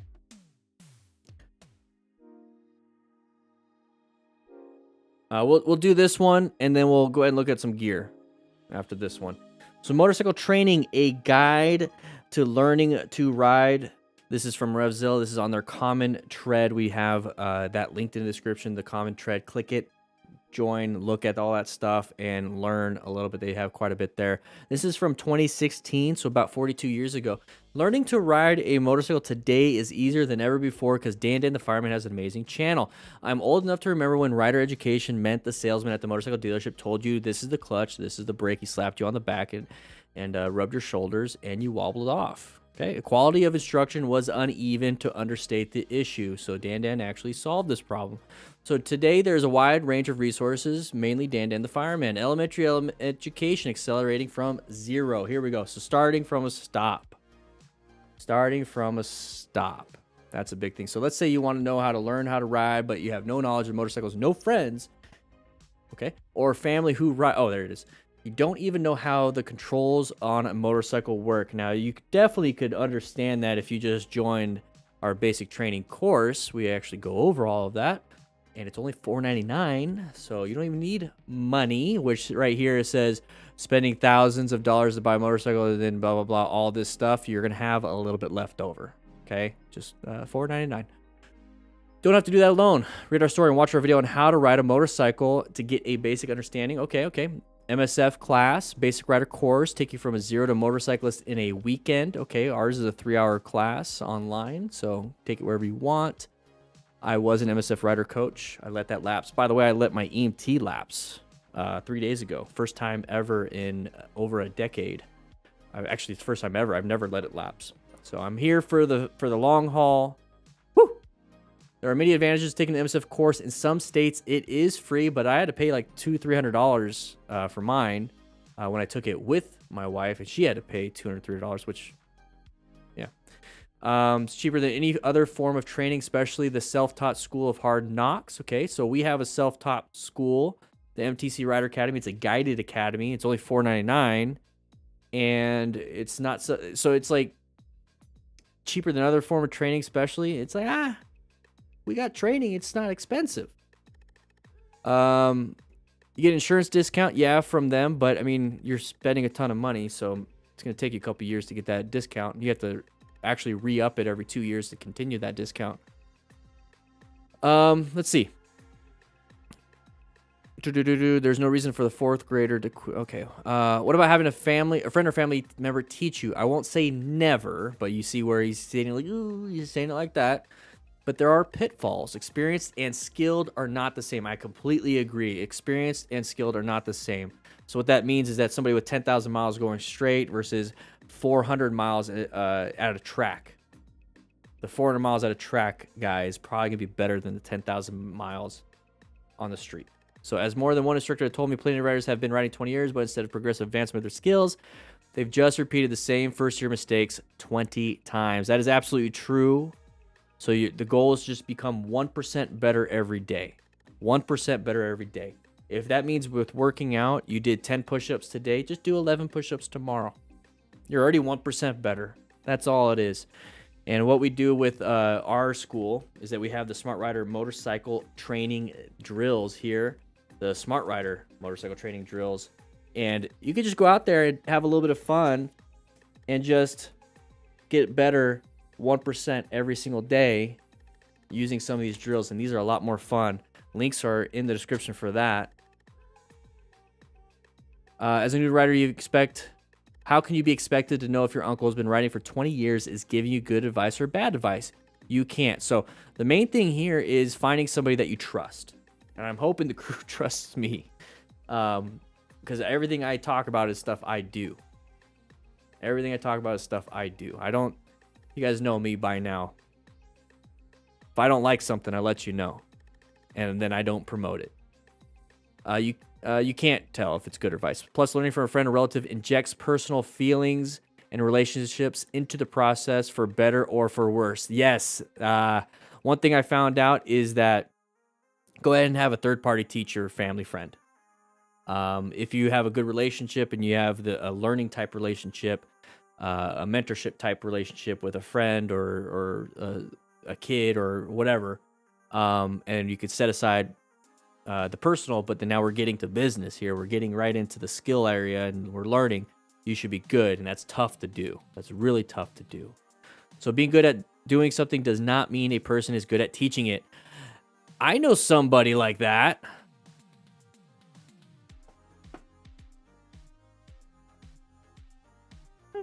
answer. Being good at it. Yeah, exactly. And a lot of people say, well, if you can't do, you teach. No, that's not exactly it. Those that can't teach just do. That's what that is. You want to pass on your knowledge. The more Dirtbike Lunatic, how you doing? Woo! Good to see you. It's good to see you. Yeah, being good at something does not mean a person's good at teaching it. The thing is, when you're able to teach something, you're having to learn it a separate way. You have to learn it from a student's perspective, which allows you to modulate how you teach it. So, or it modulates how you learn too, because you have to learn that. So, learning your way, it's your perspective, but having to learn it a student's perspective, now you learned it twice, and that right there is what makes you a better writer.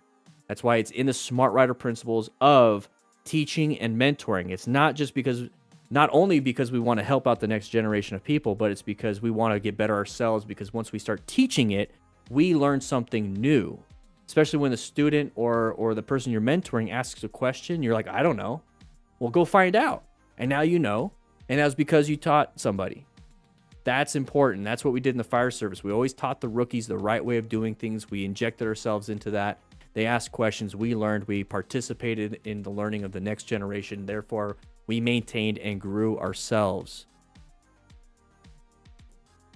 So I know a woman who decided to have her boyfriend, a very skilled rider, teach her to ride. She popped the clutch and lurched about head 10 feet. He shouted at her.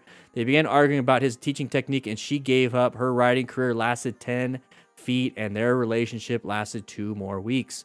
Plus, your insurance company won't give you a discount, and Department of Motor Vehicles won't let you skip the riding test if you tell them that you were trained by your cousin Sal. Never mind that Sal has been a cool cafe racer in Suzuki Hayabusa and once shook hands with Jason Britton. Okay. So this right here, plus your insurance won't give you a discount. Yeah, well, the discount, seriously, guys, it's like $12 a year. Yeah. It's like $20 a year.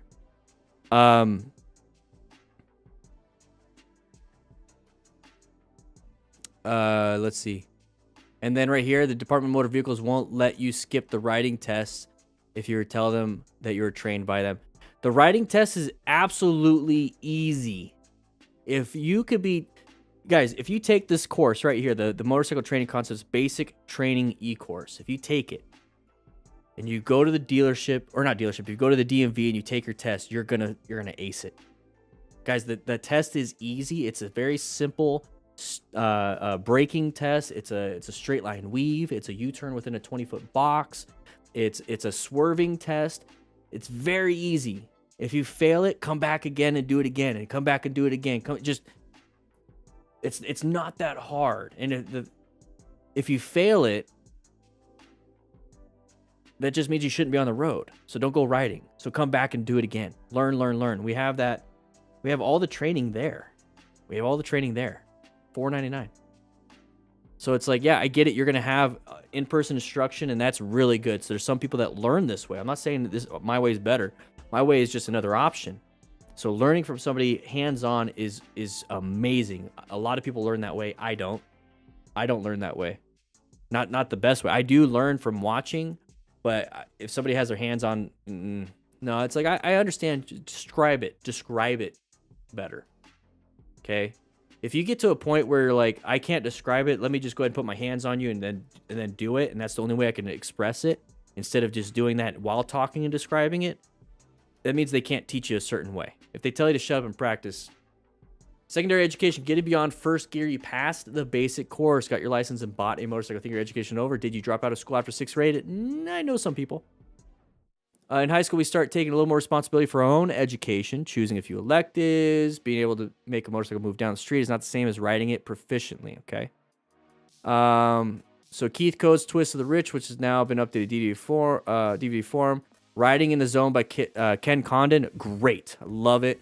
I love his website. Proficient Motorcycling series was also really good. I liked it a lot. I haven't read this one. That's interesting. We do have ours also. The Smart Rider Basic Training ebook. We also have the training drills and the rescue booklet. Ongoing education. MSF has greatly expanded its course, offering Street Rider Course 1. Now, remember, this is 2016. So they did update a few things here. They have a BRC 1, BRC 2, bike bonding 2, or I'm sorry, advanced bike bonding, the advanced rider course. They got a few other things here.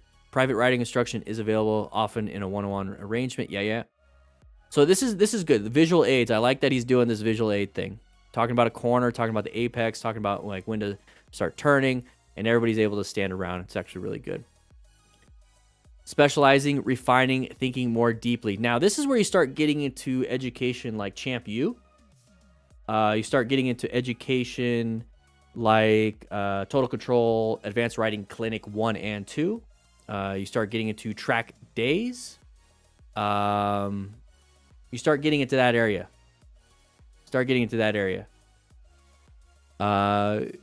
Seen part 1 and 2 of the mod test that you did. Did you ever do the full thing though? No, nobody liked it. Everyone was saying, "Oh, you're not in the UK. You don't know what you're doing." But a U-turn's a U-turn. It's like, what the heck? I just followed the instructions that the mod 1 was talking about. All right. Anyways, so we go to college, delve deeper into subjects that interest us most, and develop critical thinking skills beyond the basics. So this is the biggest thing right here. Delve deeper in the subjects that interest us most. So for those that like to get into stunting, they start to specialize in stunting. For those that like to get into track riding, they start to get into track riding. Or like going fast, they get into track riding. Those that just commute to work, there's no specialization of how to get to work. There's no specialization how to go to the grocery store and just commute on the motorcycle. There's no specialization for riding safe. It's always been like this back burner thing where, yeah, you could be safe in all these areas, but nobody's ever talking about what that means. And it's like, that's what we are here for. We're here to be working on that. We're specializing in riding safe, but we're specializing in riding safe, and all we want to do is get from point A to point B. How you do it your own way. If you want to do it on one wheel, do it on one wheel. You want to do it as fast as possible, go ahead. But we're here for safety, so if you're doing that, you're obviously not here for us. All right? So if you're brand new rider, I talked about at the beginning, understand that is not stuff I expect you to do anytime soon. Okay, all right.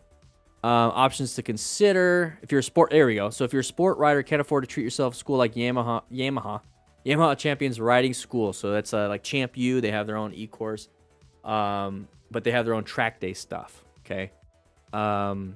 Star Motorcycle stuff. Yeah, Novice Track Day. So if you notice, there's a lot of track stuff.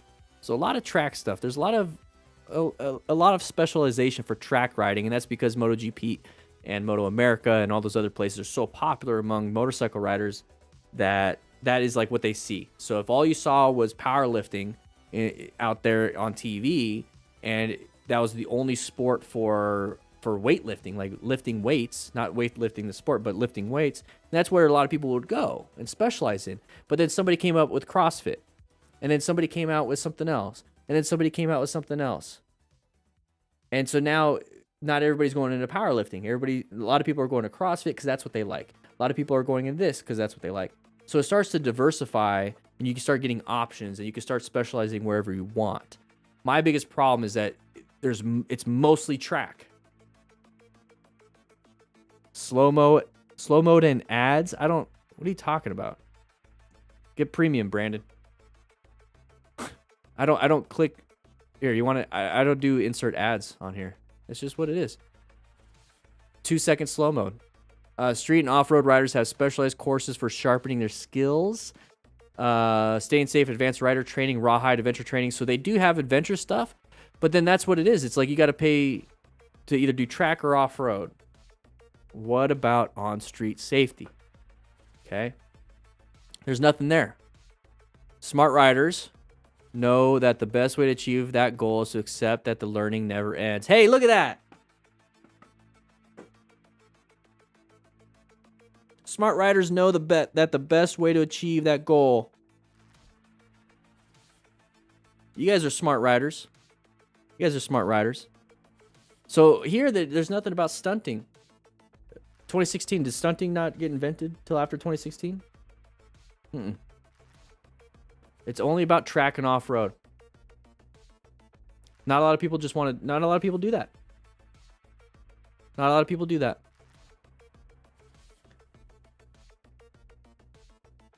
What do you guys think? What kind of riding do you like? What kind of riding do you like?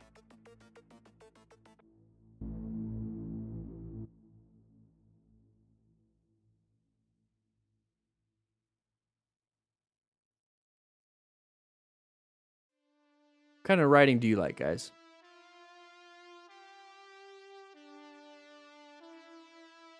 Cruising the open roads?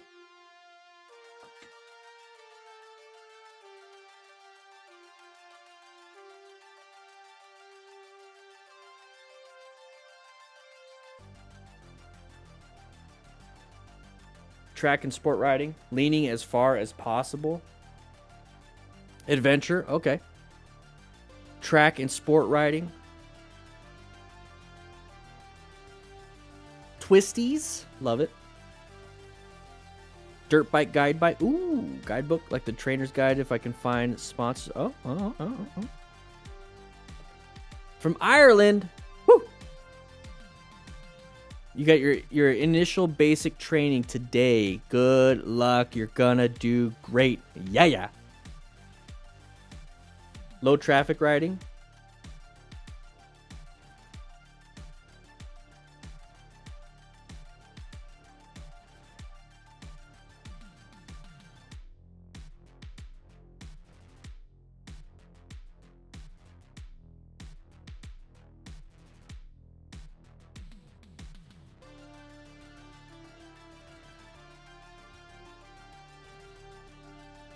What do you guys think? I'm trying to read all your guys' comments. Gravel roads.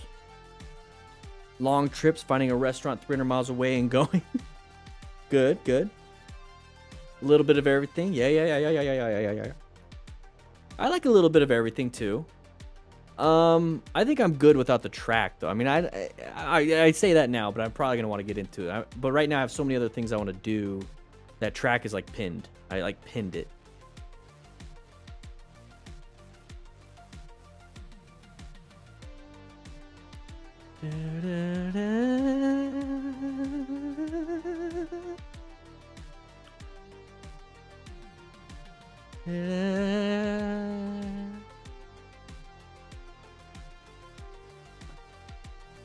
All right, we're gonna be doing some Revzilla stuff.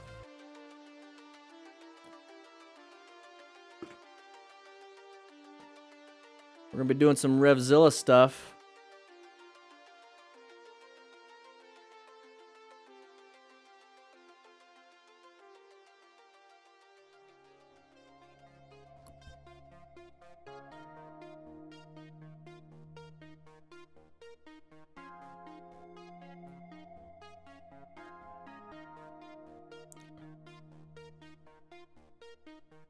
More camping. Yeah, moto camping. Too many unpredictables for city riding.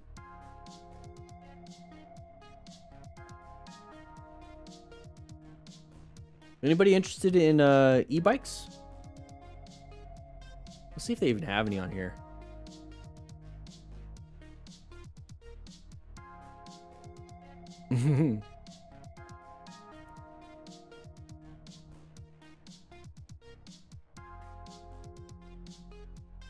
What about that, baby?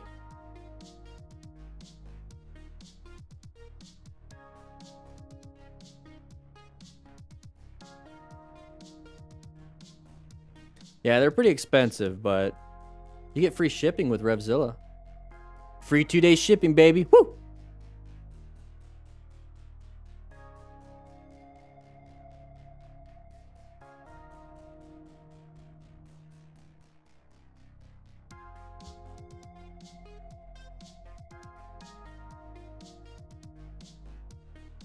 The cake. I know there's a electric motorcycle like that. Is that what you're getting at? Let's go. All right, let's take a look at some gear. What kind of gear do you guys want to look at? Do You guys, what gear do you have questions on? Here, if you're on PC or anything like that, or if you're on your phone, go ahead and minimize me. Not yet.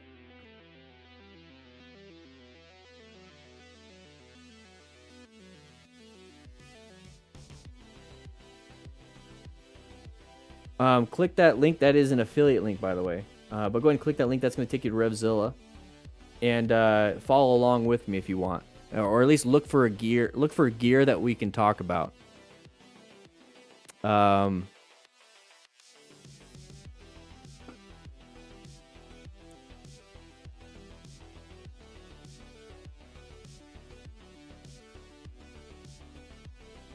What gear should we talk about?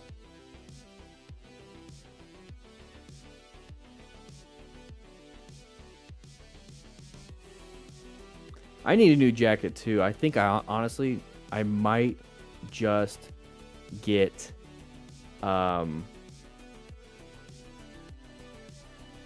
jacket of the same.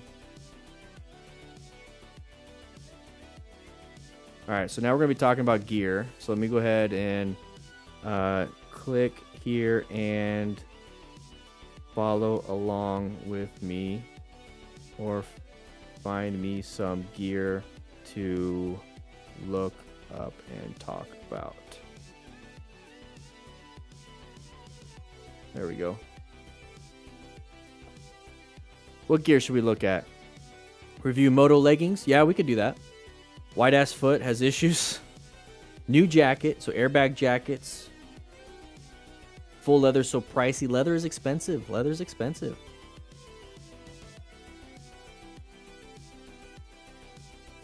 Full leather suits. I don't know too much about them.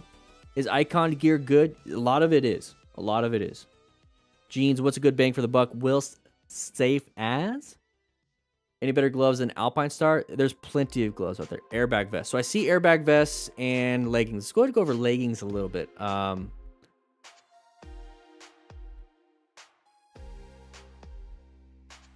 So if I do this, I type in moto. No, let's just type in leggings. Of course it's moto. Leggings. All right. So one of the things with leggings is that it's obviously attaching really close to your body. And that's good for some people. I like baggy.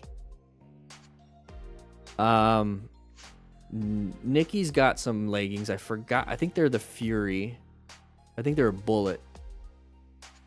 Let me do that. Let's type in Fury. The Bullet Fury leggings. That's for the. This is for tall. This is on closeout. I think this is what she got.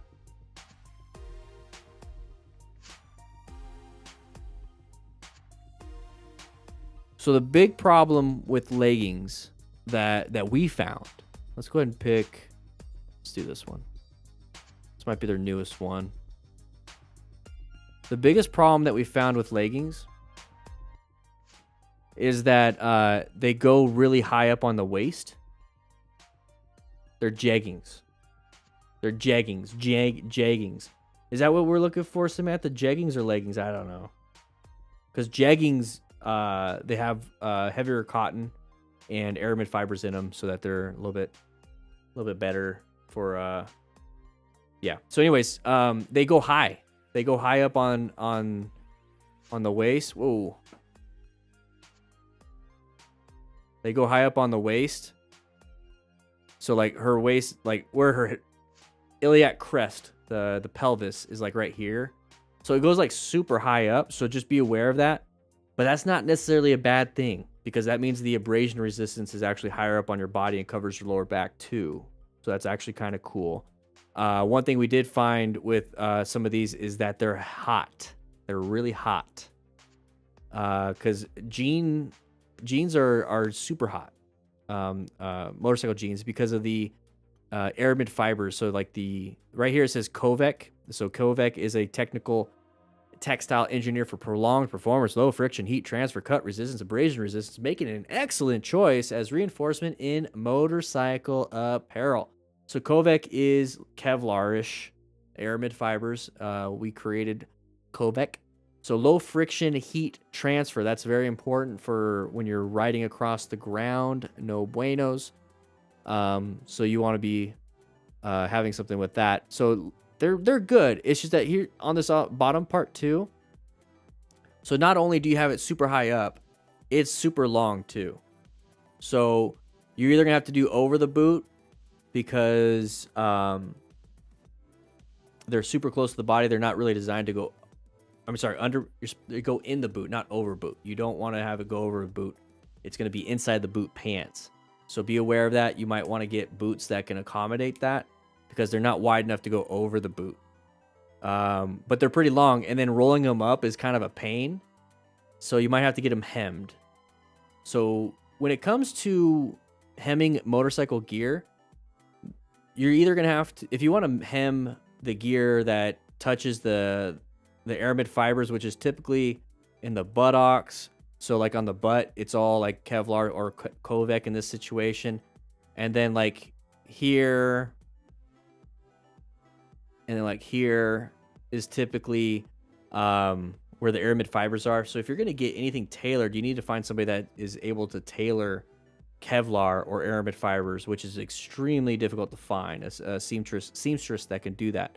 But on the bottom, the thing here is that this is typically just cotton or whatever the material is. It's not a heavy material. It's not the aramid fibers. So you could get it hemmed. You could get it hemmed on the bottom. So don't think that you need to get everything done. You just maybe need to get the bottom. They're fine, but one of the big things here is that you need to have armor. So you need to have that knee armor. But then you also want to have hip armor. You also want to have the hip armor. Now, what I saw here just now was that it is sold separately.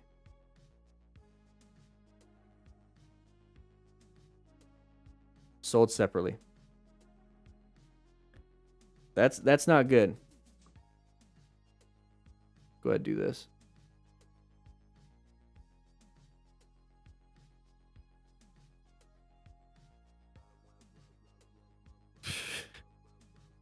There we go. Sold separately. Yeah, it adds to the cost. It definitely adds to the cost of things.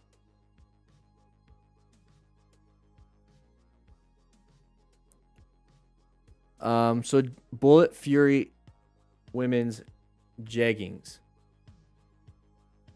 If you guys want to take a look at that,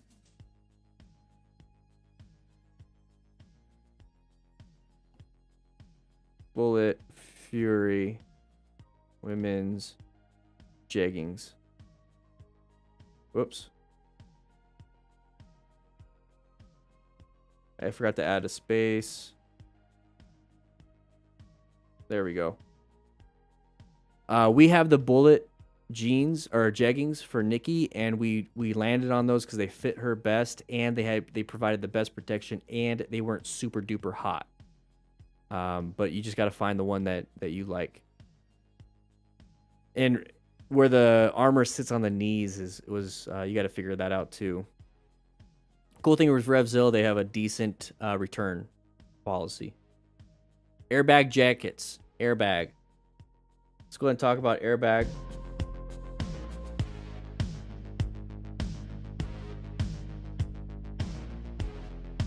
Is this too loud? Does it disrupt my vocalization?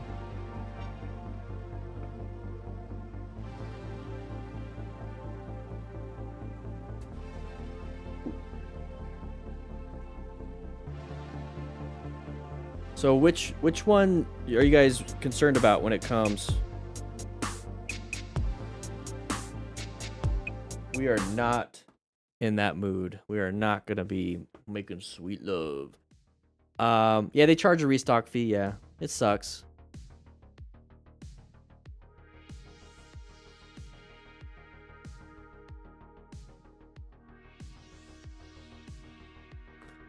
Which one? More of the, like the helite? You see how much, do you see how many there are now?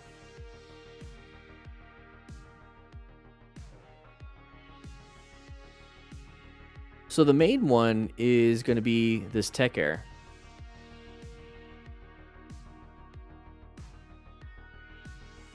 So Tech Air, this goes underneath the normal jacket, and this is the back protector, which houses all the electronics, and this is what it looks like.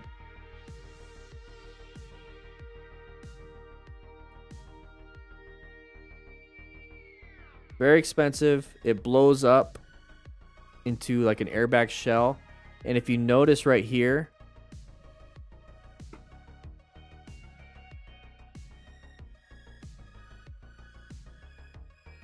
rib protectors.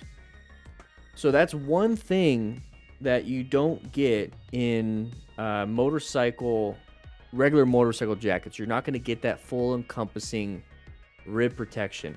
Also, if you notice right here, you got clavicle or collarbone protection.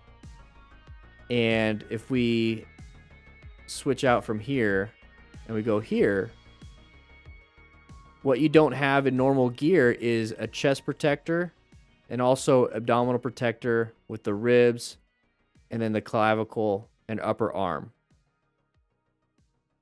So you have more protection with airbag vests. Okay, this is the Alpine Stars Jacket. The Tech Air 5 system. If you want to take a look at it and follow along with me, please do so.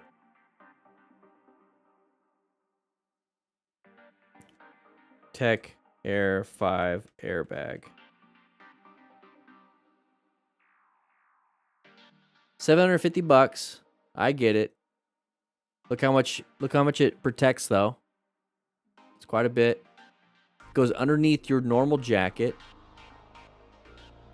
And you don't have to hook it up to anything, but somebody in the DanDanTheFireman crew actually had this and low-sided in the canyon and it never activated. So I'll take the DanDanTheFireman crew's word for it and not like this anymore. But everyone has their own situation. I heard this is amazing from many other people, but I don't know. I don't know. So it has an algorithm, 30 hours of riding time on full charge. So we're starting to look into what these things typically have that are coming out. So what we have here is, so it covers the shoulders, chests. Can you guys read this, by the way?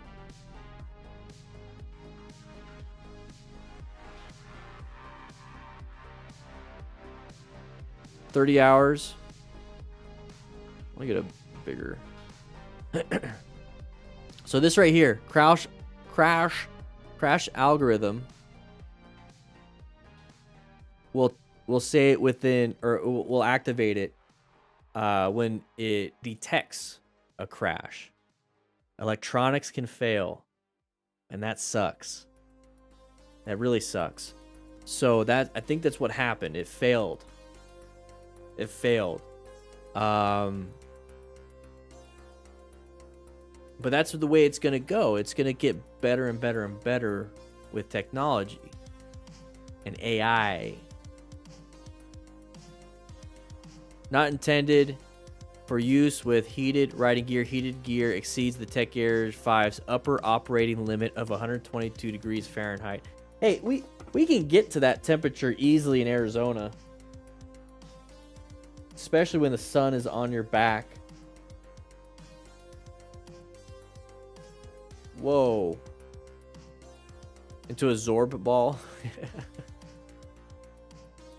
So if I was going to get a jacket,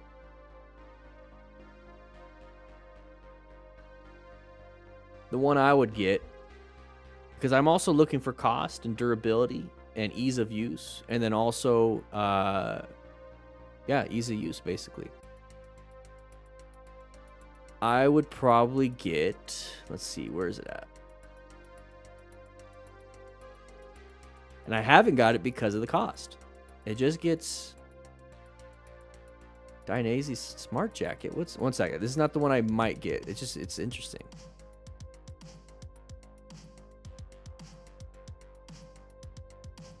It's another one of those algorithm.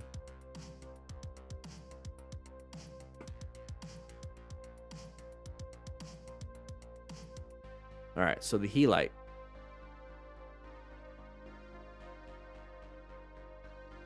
$939. I'm okay with the color. Let's see. There we go. Let's do that color. So the Helite. It's a jacket. It's $1,000, especially with taxes. I wanted to click this. There we go. Let's take a look at this one. So it's an adventure jacket. I get it. What I don't like is the big collar, so I might not get the collar part, but I might go for something similar to this. Oops. I gotta change something real quick.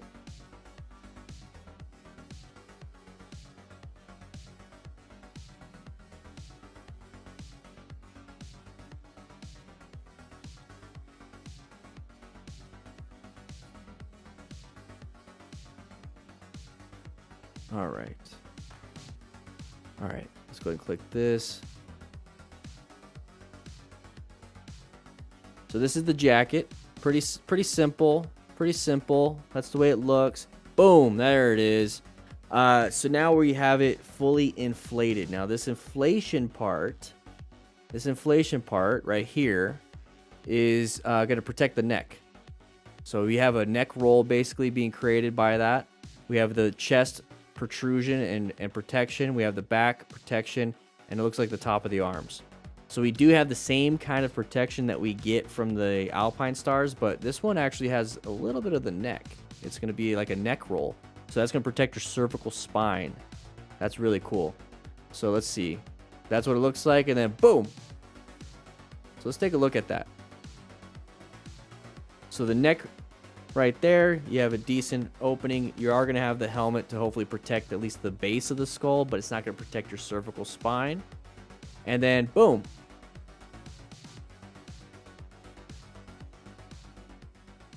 There we go. So you're going to be able to protect the cervical spine with that. So it's going to keep your head immobilized in the event of a crash. Now, it's going to deflate slowly after a crash, but you're going to be able to keep your head nice and still. It's really cool. That's what I like about it. So the canisters on the inside. You got ventilation pockets. That's basically what they're saying. You got closure loops. You got more ventilation pockets. You got right here is the ribbing so that it will stretch with you. What else do you have here? Oh, you got different colors. Okay. So what it does, let's see if there's anybody that did their own reviews here. Lots of pockets. Just a solid jacket. This is in no way a summer ride jacket. Ooh, I might not get it then. So one thing I like about RevZilla is that you can go down to the ratings, and this is the user ratings. These are people that bought it, especially if it's a verified rating, which is very interesting because it shows it right here. So you can see the difference between these two ratings. This person purchased September 13th, 2020, but nothing's here. So it actually lets you know when they purchased it. So that's really cool. It's really cool. If you guys want to take a look at this Helite jacket. Helite jacket. It's expensive. It's why I haven't got it yet. But it's an amazing jacket because if you think about it, look at $1,000. Remember, it's going to inflate. It has a tether attached to your bike, so if you start to if it pulls on the tether, it's going to activate. So $1,000. Let's take a look at adventure jackets. So $939. Remember that, $939. Klim Adventure Rally is $1,700. $369. Okay, now we're getting closer. $629. $1,000 for Klim. Klim is very expensive. Revit is $529. I like the Klim Marrakesh jacket. I do. It's about $400. BMW $589. $7.99, $6.95, $1,200, $1,300, $800. So it's like, why don't we just go for the $9.39 and get an airbag with it? You know what I mean? You know, I want to look up hoodies. Because Grasshopper, you got me thinking. Can you wear a hoodie under a summer mesh jacket? Yes, you can. Yes, you can. I've done that. All right. Alpine Stars. You rock Alpine Star gear? One only? Well, let's take a look at this one. Military or gray? So if I get this one, I join the military. Interesting. Let's go gray. I don't want to get recalled or anything like that. I don't want to get deployed. Here we go. So this is interesting. So I've always wondered what these jackets can do. And I love wearing hoodies. I love my hoodie. So I'm thinking about possibly getting one of these. My biggest concern was abrasion resistance and keeping the gear in place. Now, does anybody have a hoodie? Motorcycle hoodie? They do have CE level 2 options. I'm sorry, CE level 1 and 2 options. CE level 1 is going to be your basically anything on the body, but not the back. The back is going to be that level 2. It's just the way they design it and categorize it. So sold separately for the back, which is typical. You typically just get that PE foam. It's that gray foam in the back slot of your new jacket. That's not armor. That's padding. You want to replace it with actual armor. The shoulder and elbow usually are real armor. My first moto jacket was a hoodie and I tore the hell out of it. Was it a moto jacket? Or was it like a motorcycle hoodie? I mean, I'm guessing if you crash, it's okay to... The cotton was fragile. Oh, okay. Yeah. Well, let's see. So now that's my biggest concern was abrasion too. Interior reinforcement of shoulder sleeves for enhanced levels of abrasion resistance. I don't see anything about aramid fibers. I just see interior reinforcement. That just says they didn't do anything to me. For $189, I'd rather get a real jacket. Now I love Fly Racing street gear. That's my I have the Fly Cool Pro 2. Fly Racing Cool Pro 2, so I love their jacket. Let's see what it's music. So let's see. Sub panel, upgraded CE armor with optional flight CE armor kits sold separately. It means I gotta go buy them separately. 119. Okay. Windproof, water resistant, breathable membrane. Windproof is important because normal hoodies don't have a lot of windproofing. You just feel the wind right through. And if a hoodie, it's supposed to be cold, right? So it's gonna suck. So far, I don't like it. I'm wrong. What about flannel? So I have a Scorpion Exo covert jacket that I got from Progressive.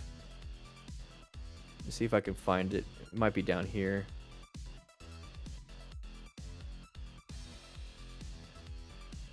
No, it's not down here. Anybody like flannels?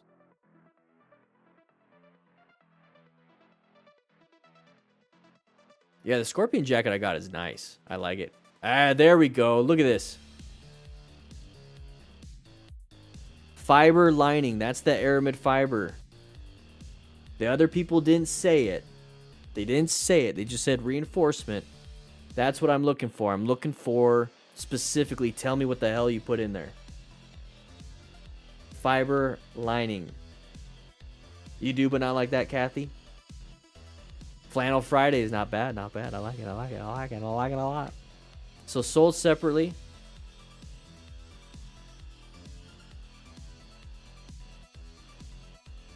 Hey, Nathan, look at that one.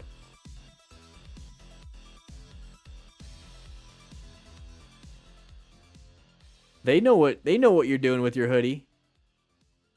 I don't know, like, was it just an empty pocket? I'd rather have it in a holster, if you know what I mean. Not bad, not bad. What, I feel like I'm in I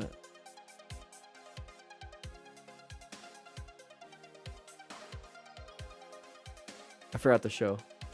Whatever. Let's take a look at their hoodie. Takigami works great.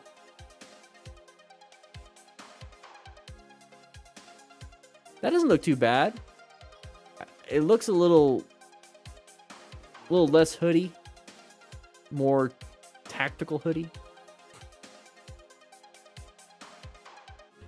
There we go. Let's take a look at this. The Covert hoodie from Scorpion is a cotton zip front hoodie with a rhino mesh lining with 600D poly reinforcements at the elbow and shoulders. Snap adjustments on the arms and an adjustable hood. Minimize billowing at speed. Level up the included elbow protection with the addition of back and shoulder armor sold separately. All right, so heavy cotton chassis featuring integrated rhino mesh lining provides 5 times the abrasion resistance of typical riding hoodies through the chassis and an additional 15 times. The abrasion resistance is achieved at the shoulders and elbows with combined with 600D polymer reinforcements. So what does that mean? What, Sons of Anarchy, there you go. What does that mean? Well, what that means is heavy duty cotton, 5 times the abrasion resistance of typical high riding hoodies. So if on a scale of 0 to 10, 0 being the absolute, there's nothing there, 1 being kind of terrible, 10 being the absolute best. Let's say that a normal riding hoodie is a 1. So if you 5x that, you only got 5. I don't know why I gave an upper limit of 10, but let's say, I mean, that's what it is to me. A normal hoodie is like a 1, so we're just 5xing it, fine. But one's like it's out of 100, right? Now, when it says 15 times more abrasion resistance in the shoulders and elbows, that's just the reinforcement where you're typically going to have an impact. So that is good. That is good. That's what I want to hear from them. I want to hear this, because that's where the impact is. Last thing you want to do is have an impact on your elbow where your armor is, and it got ripped open, the hoodie, and now your armor goes flying. You know what I mean? SASTEC Flex Armor at the elbows, level 1 protection without sacrificing comfort or mobility. They have a good copywriter here. Streamlined back protector pocket for optional SASTEC 2 armor. So SASTEC is very like flimsy and thin, but it's supposed to be really good. It's CE rated, so whatever. I personally like D30. Internal airflow and breathability, good. Dual function chest pockets also serve as fresh air intakes, awesome. Forearm and bicep snap adjustments, good, because my biceps are massive for normal clothes. Large concealed carry pocket, hey, there we go. Elastic shock cord hood adjust, all right. Oh, adjust, minimizes flapping. I always take those cords out. See you later, Gator. 2 zippered ham warmer pockets. What? I might actually get this.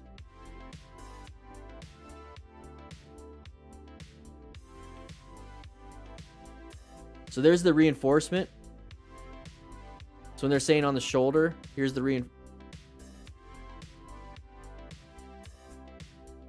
It's not letting me do the thing. So here's the reinforcement. That's where the reinforcement is. I don't know. I love hoodies. I don't know about riding with one. You know what I mean?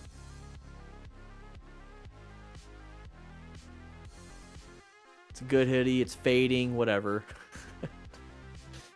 This dark color is fading.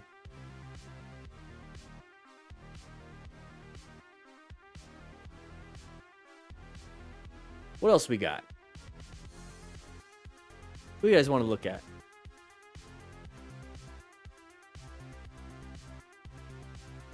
Armored shorts and pants. Are these CE rated?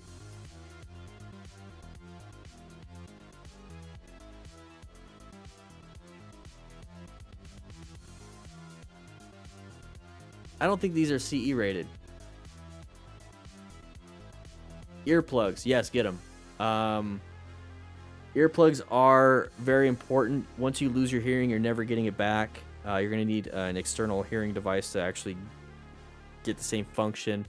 Earplugs, they reduce a certain I don't know the frequencies. I think it's high frequencies. They reduce the super high frequencies or low frequencies, I forget. But it reduces the wind noise, the stuff that damages your ears, but it doesn't reduce the frequency, let's say, coming from your Cardo Pack Bold or sirens in the distance. It's going to reduce that wind, like shh, that loud noise that damages you. And so having them in will reduce the damage, but not hinder you, at least as much as you think, when it comes to communications and whatnot. Oh, what kind of earplugs? Okay. Let's take a look.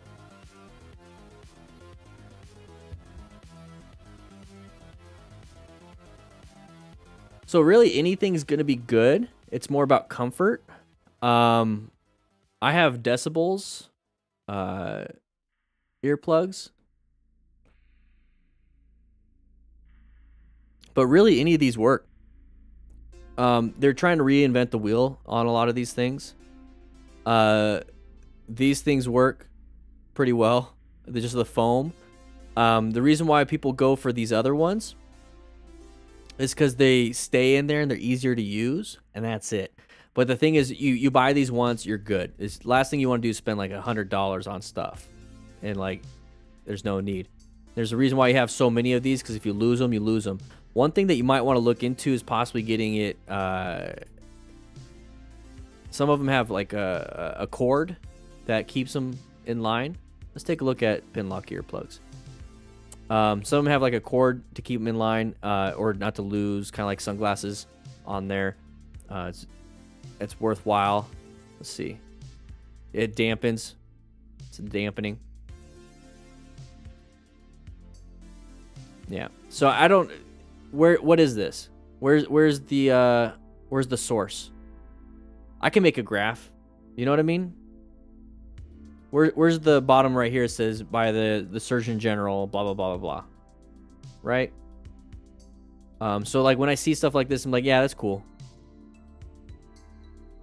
Yeah, you can get a box at Walmart for cheap. But some of these that are higher, that are designed better, is that you're gonna have this outer area as more of a comfort, and then this inner area, it's probably why it's red right here, as the major hearing protection.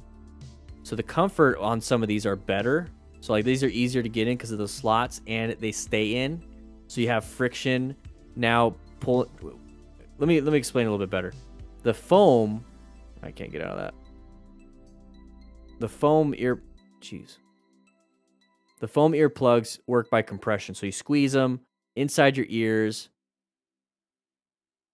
So you squeeze inside your ears and shove them in, and then they expand inside the ear, and that's how they stay in. So if you have a weird ear canal, or it's just not put in right, it can fall out. So with these other ones, the no noise kind, see, this is where they have like something internal that helps dampen the noise and allows you to hear like communication, but not the major issues. But once you get it in, it works like an arrow. Anybody go hunting? Anybody with bow and arrows? It works like an arrow. Once it goes in, you're not gonna be able to pull it out without, damage with an arrow. When you pull this out, obviously it's rubber, but it's designed not to be pulled out. This is a thorn, kind of like a thorn. It's not designed to be pulled out. It's designed to penetrate. So it's gonna stay in easier. It's designed to stay in. But that's what it is. All the outside noise gets blocked, and then just the noise that you need goes straight in. So these are good, but you start to get into the point where you probably don't notice it, and you kind of have to trust the technology. But anything is better than what you're currently doing if you're not using anything. That makes I have to get some. If you guys want to get some of these,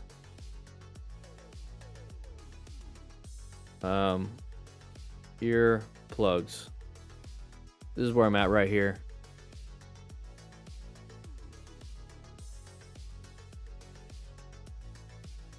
And see, like, some of these are designed for shooting.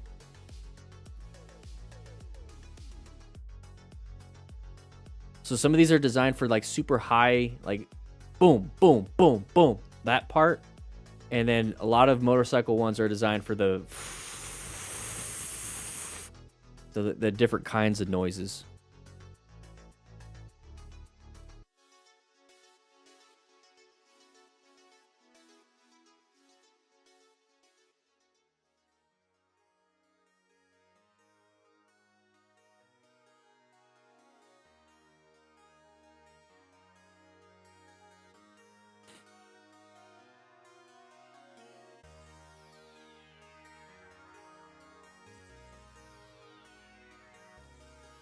Let's take a look at some helmets.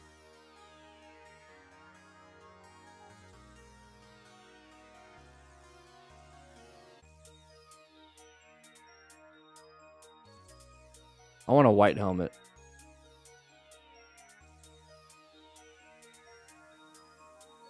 This is the current one I have, the Shoei Hornet. Cidici Viago, okay.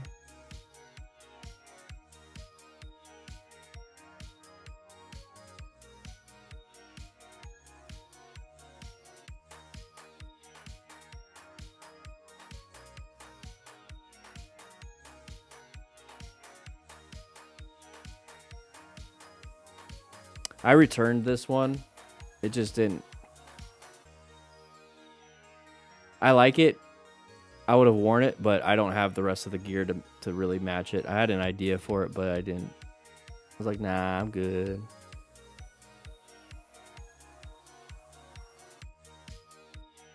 Let's take a look at the Cidici. Cidici. Cidici. The Bluetooth helmet? I don't want the Bluetooth helmet.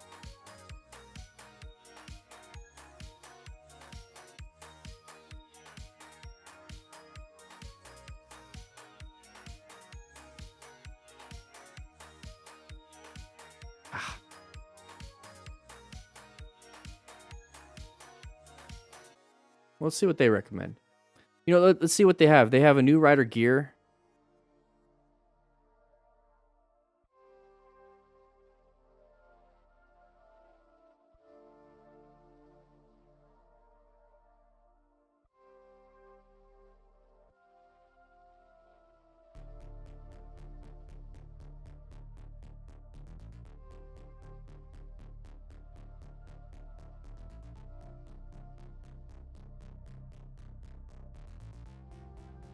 They have a new rider spot.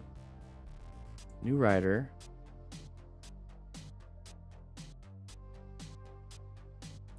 They don't have it linked anywhere. I have it in the description.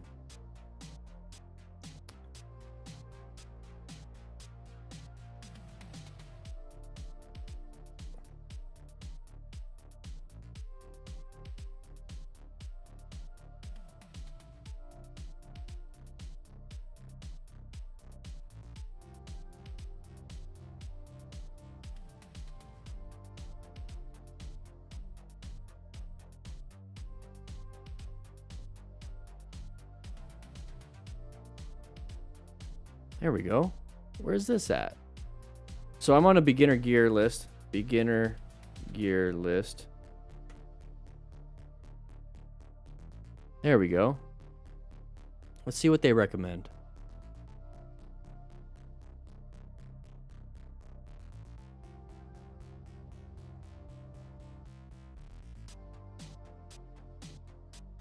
Street and Steel Oakland women's jeans. Oakland jeans. Let's look at the Scorpion.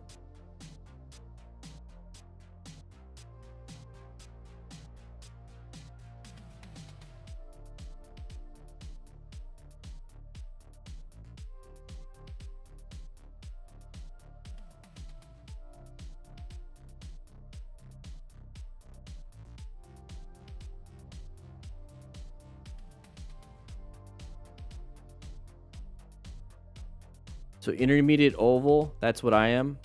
I'm an intermediate oval.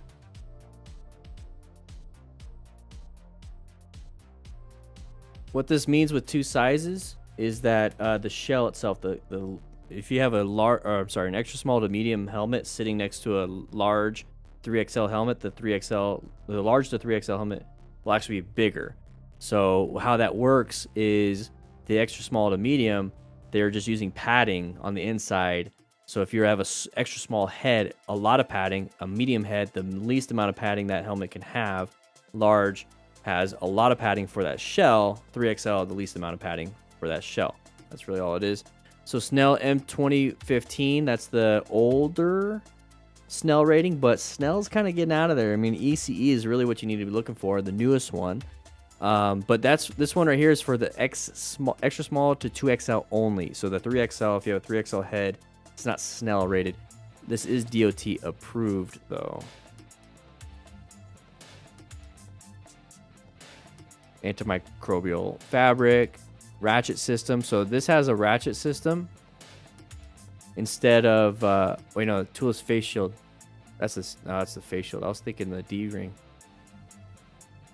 Never mind. Speaker pockets.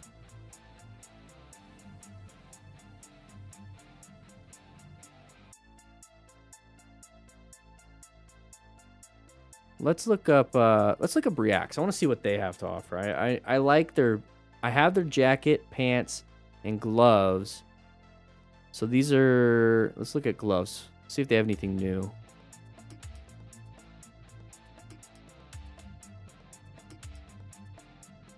I have these. These are my gloves. I love these gloves. They're really good. Really good. This is what I like too. So if it starts to break at the seams, if the threading gets cut, like it just splits, it just doesn't look good. You got 2 freaking years on warranty and workmanship.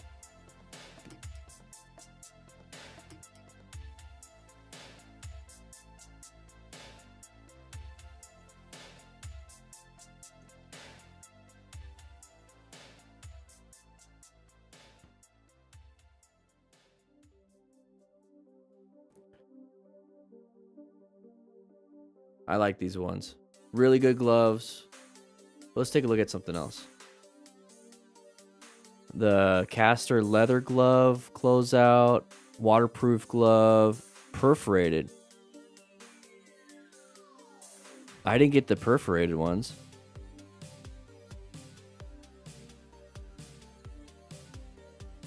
I think I did.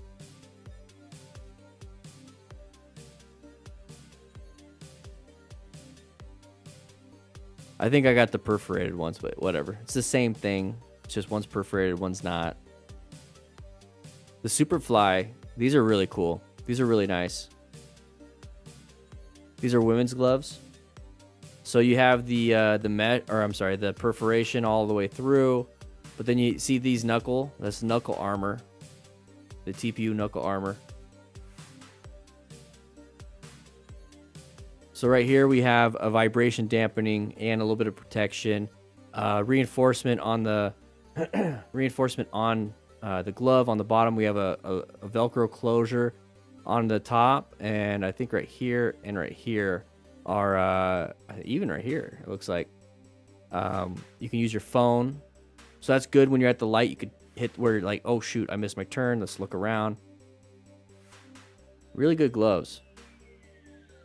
They're cheap too, $62. Okay, I'm done with gloves. Let's go look somewhere else. I'm looking for jackets. Oops, I already clicked that. The Ultimesh jacket. I have this one.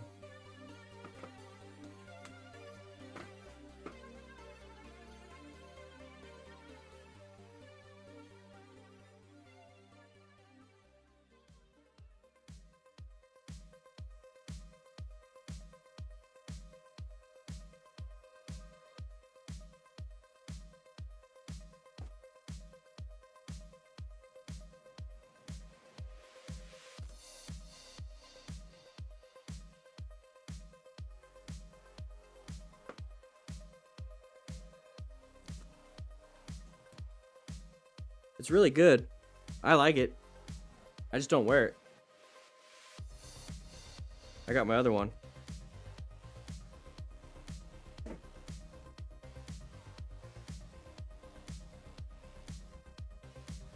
It's a good jacket.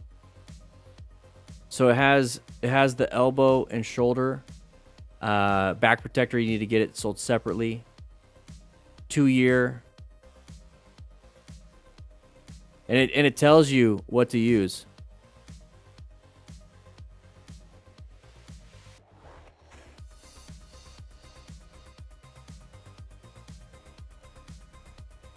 This is also a good jacket.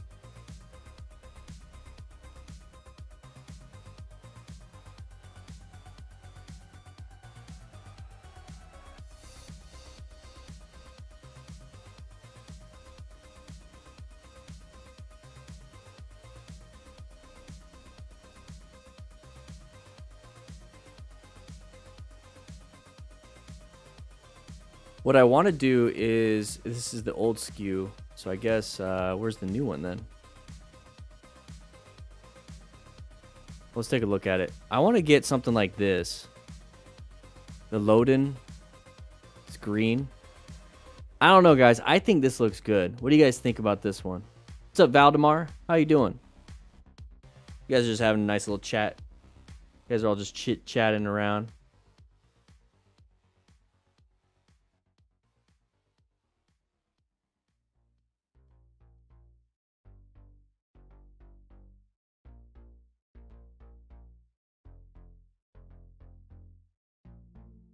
So I should be okay wearing my ECE rated helmet legally. Yes. Gunpowder. Does it have DOT on it? You think it looks good? Where are the Kevlar and armored hoodies? Jake, we just got done talking about them. If you want to get a hoodie, get a, was it a Scorpion? Get a Scorpion one. Those ones are the ones we like. And doesn't that looks good? I don't know. I'm a big fan. I mean, it looks like turnout gear. But this is mainly for it's adventure riding, waterproof. It just feels like it's more of a winter-ish for me anyways. Well, look how much they offer. It's a lot. Waterproof and breathable outer shell. All right, let's take a look at what I need is new shoes.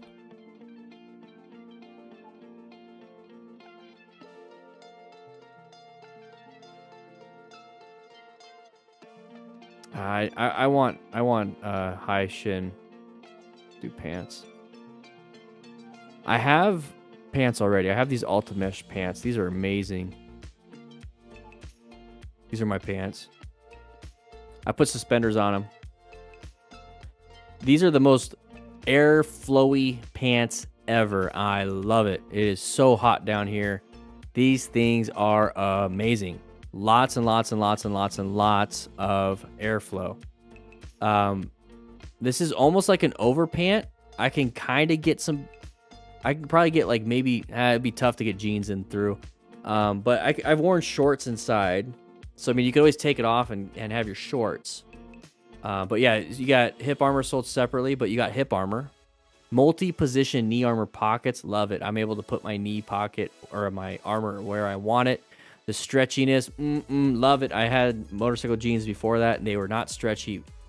These are amazing. Articulated leg, adjustable waist, high waist back, hand pockets. Woo, woo, woo.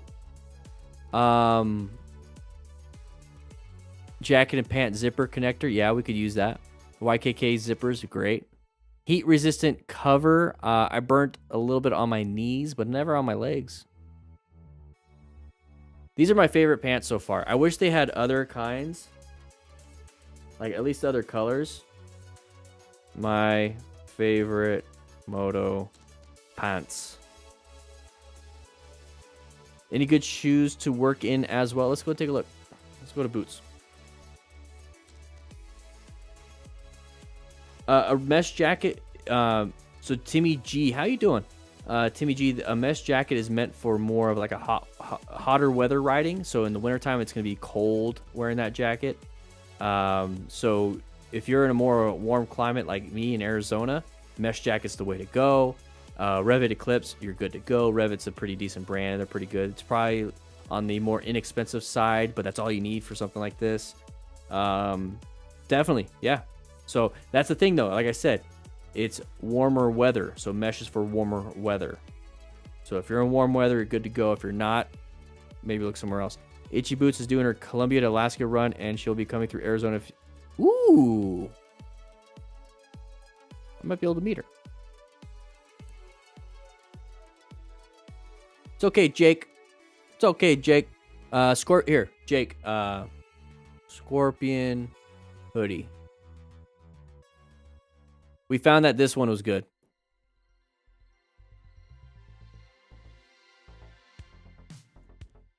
This one was good.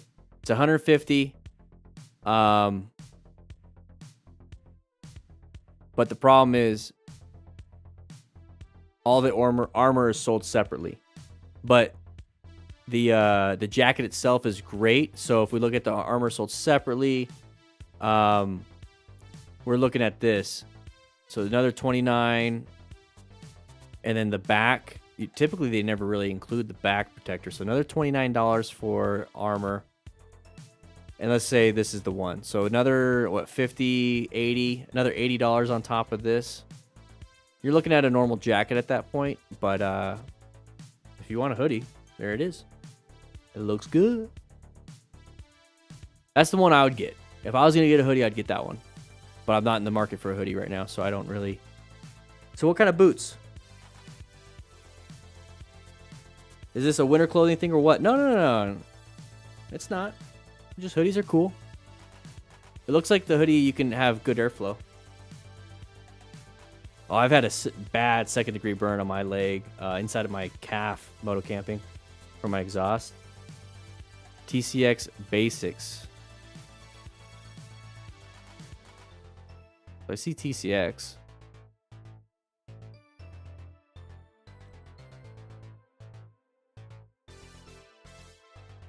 Oh, was on the screen. Daft pick TCX X Blend.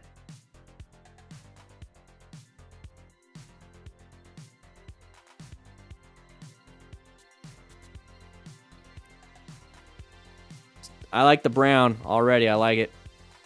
Where'd the laces go? All right, let's take a look. Waterproof lining, that's good, 'cause your feet will get soaked when there's any water on the ground when you're riding. Reinforced toe and heel counter, okay. Anatomically correct and replaceable footbed, okay. High wear-resistant rubber sole with unique vintage look. Now, I don't see anything about armor, but this right here, that's armor.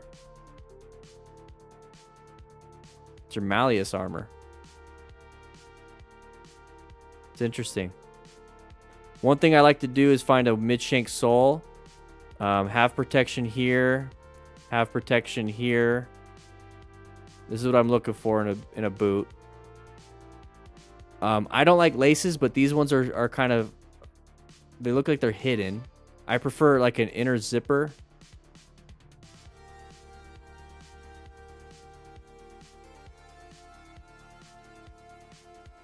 This looks good, but this is what I'm looking. That's what I'm looking for.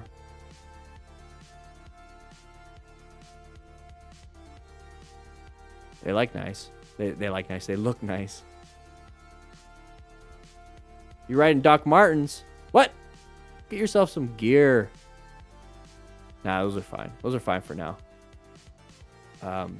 Just know the risks. The risks. It's really hard to find good leather boots that are like really cool too. I keep coming back to something like this.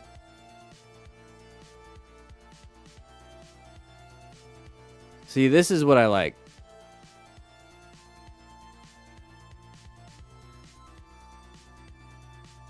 There we go. Jeez.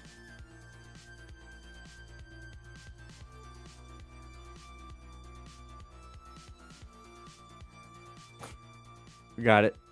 So the protection here on the toes, you got the heel protection, you got the malleus protection, and then now with this one, you got shin protection. So that's why I like high boots, because of that. Imagine getting a rock, boom, boom, boom, boom, boom, right into your shin. And it's not just rocks. When you get hit from the side, this will hopefully not flex as bad, so you don't crush your tib fib. I don't know. I'm guessing that would work well in a crash. All right, let's take a look. Waterproof, KQK, cool. Anti-slip rubber sole, that's great. Let's get out of that. Injection molded front plate, plastic gear pad protection, internal molded plastic.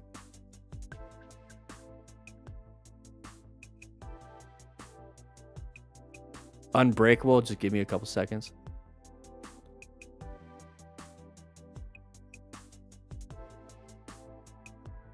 That's what I look for.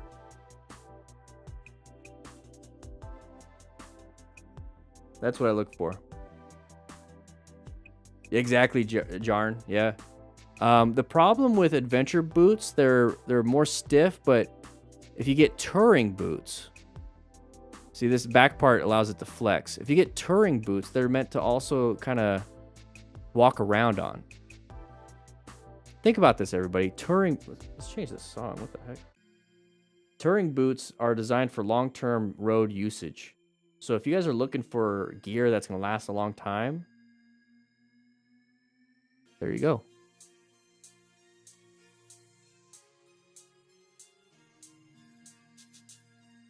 I like brown. Let's go with brown.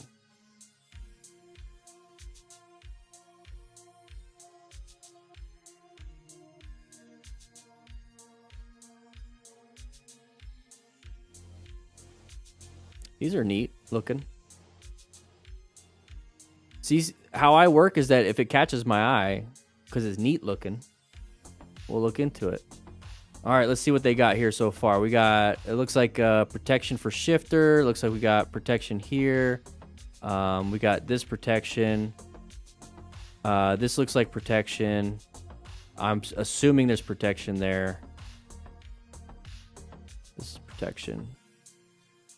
Looks good. It's expensive, but what's your foot worth to you? All right, let's take a look at this. FCS ankle support system. So I'm assuming that's going to allow protection from rolling your ankle and possibly getting hit. So TPU, midsole shank. That's good. Molded protection. So the that right there. Armageddon. Yeah. Armageddon boots, baby. A midsole steel shank. So that's going to be at the bottom of the foot. So your foot's like this. Here's your peg. It's going to help prevent it from collapsing in your foot, which is going to be very painful. So you're able to sit on it, and it's going to keep. Really cool. I like those. That's what I look for. Last thing you want is a collapsible arch. So if you guys like these ones, these are pretty expensive, though.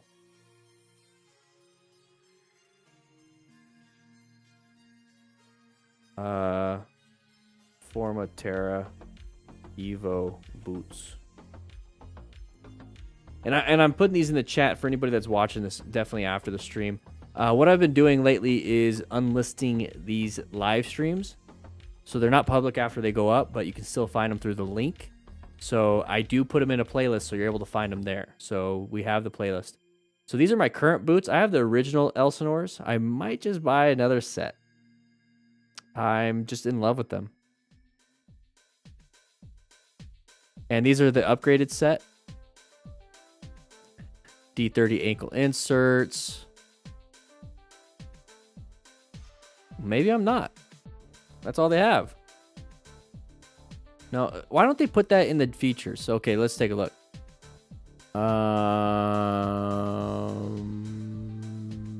reinforced shin plate, and internal D30 armor. That's it. Well, maybe not then. Nope. Let's get out of there. They look pretty though. I don't know. I just feel like I'm upgrading.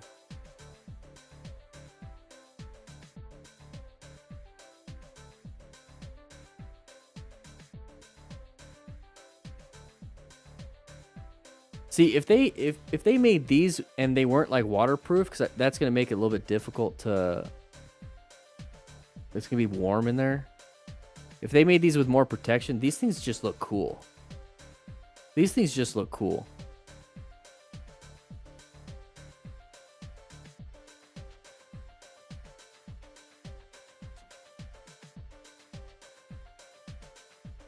Guys, if you want to have some motorcycle training and some drills, we have our drill booklet out now. It's on pre-order.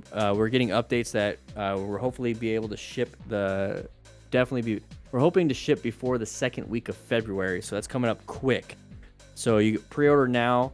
The first 100 already went by, so these won't be signed. But if you're nice to me and you write a little nice note, I will sign it for you before we ship it to you. You guys want to grab yourself a drill booklet, do so now. Because we're going to be making a lot of videos. We're going to be making a lot of videos about that. I don't know. I mean, maybe I should get the BMW Venture Grip boots. They look pretty cool. Look how much stuff they have. They don't look too bad. I don't care if it says BMW.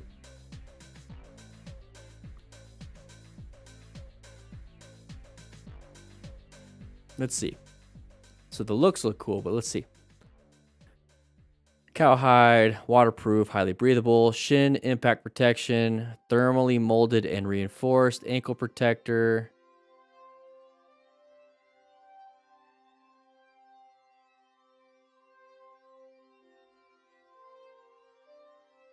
Okay. What do I ride? Gunpowder Nitro. I ride an Indian FTR 1200S. Let's see if it's there.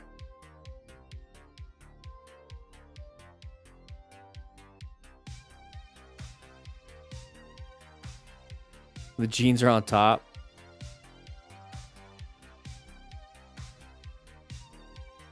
What?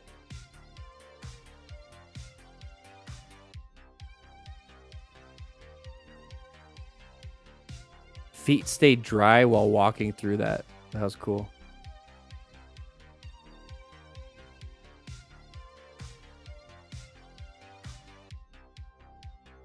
Kind of look like Alpine Stars.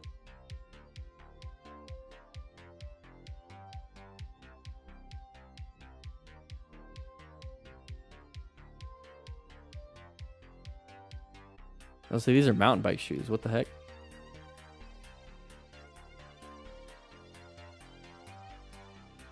Let's take a look at their common tread real quick before.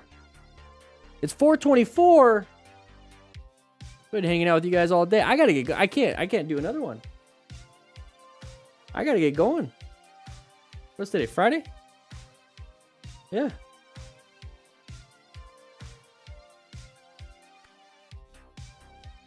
Guys, I gotta get going.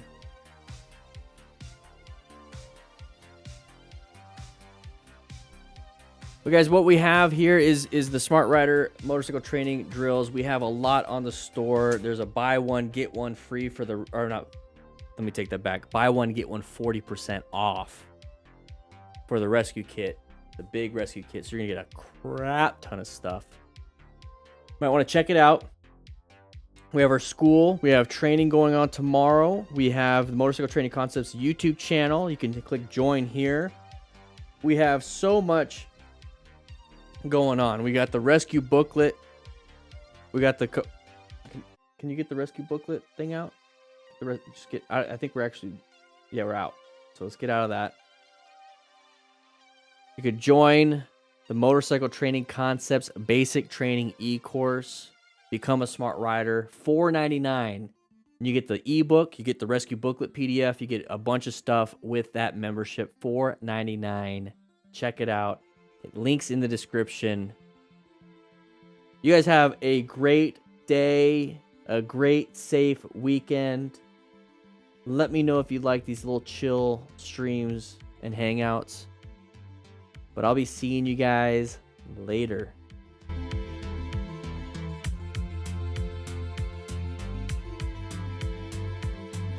Boom.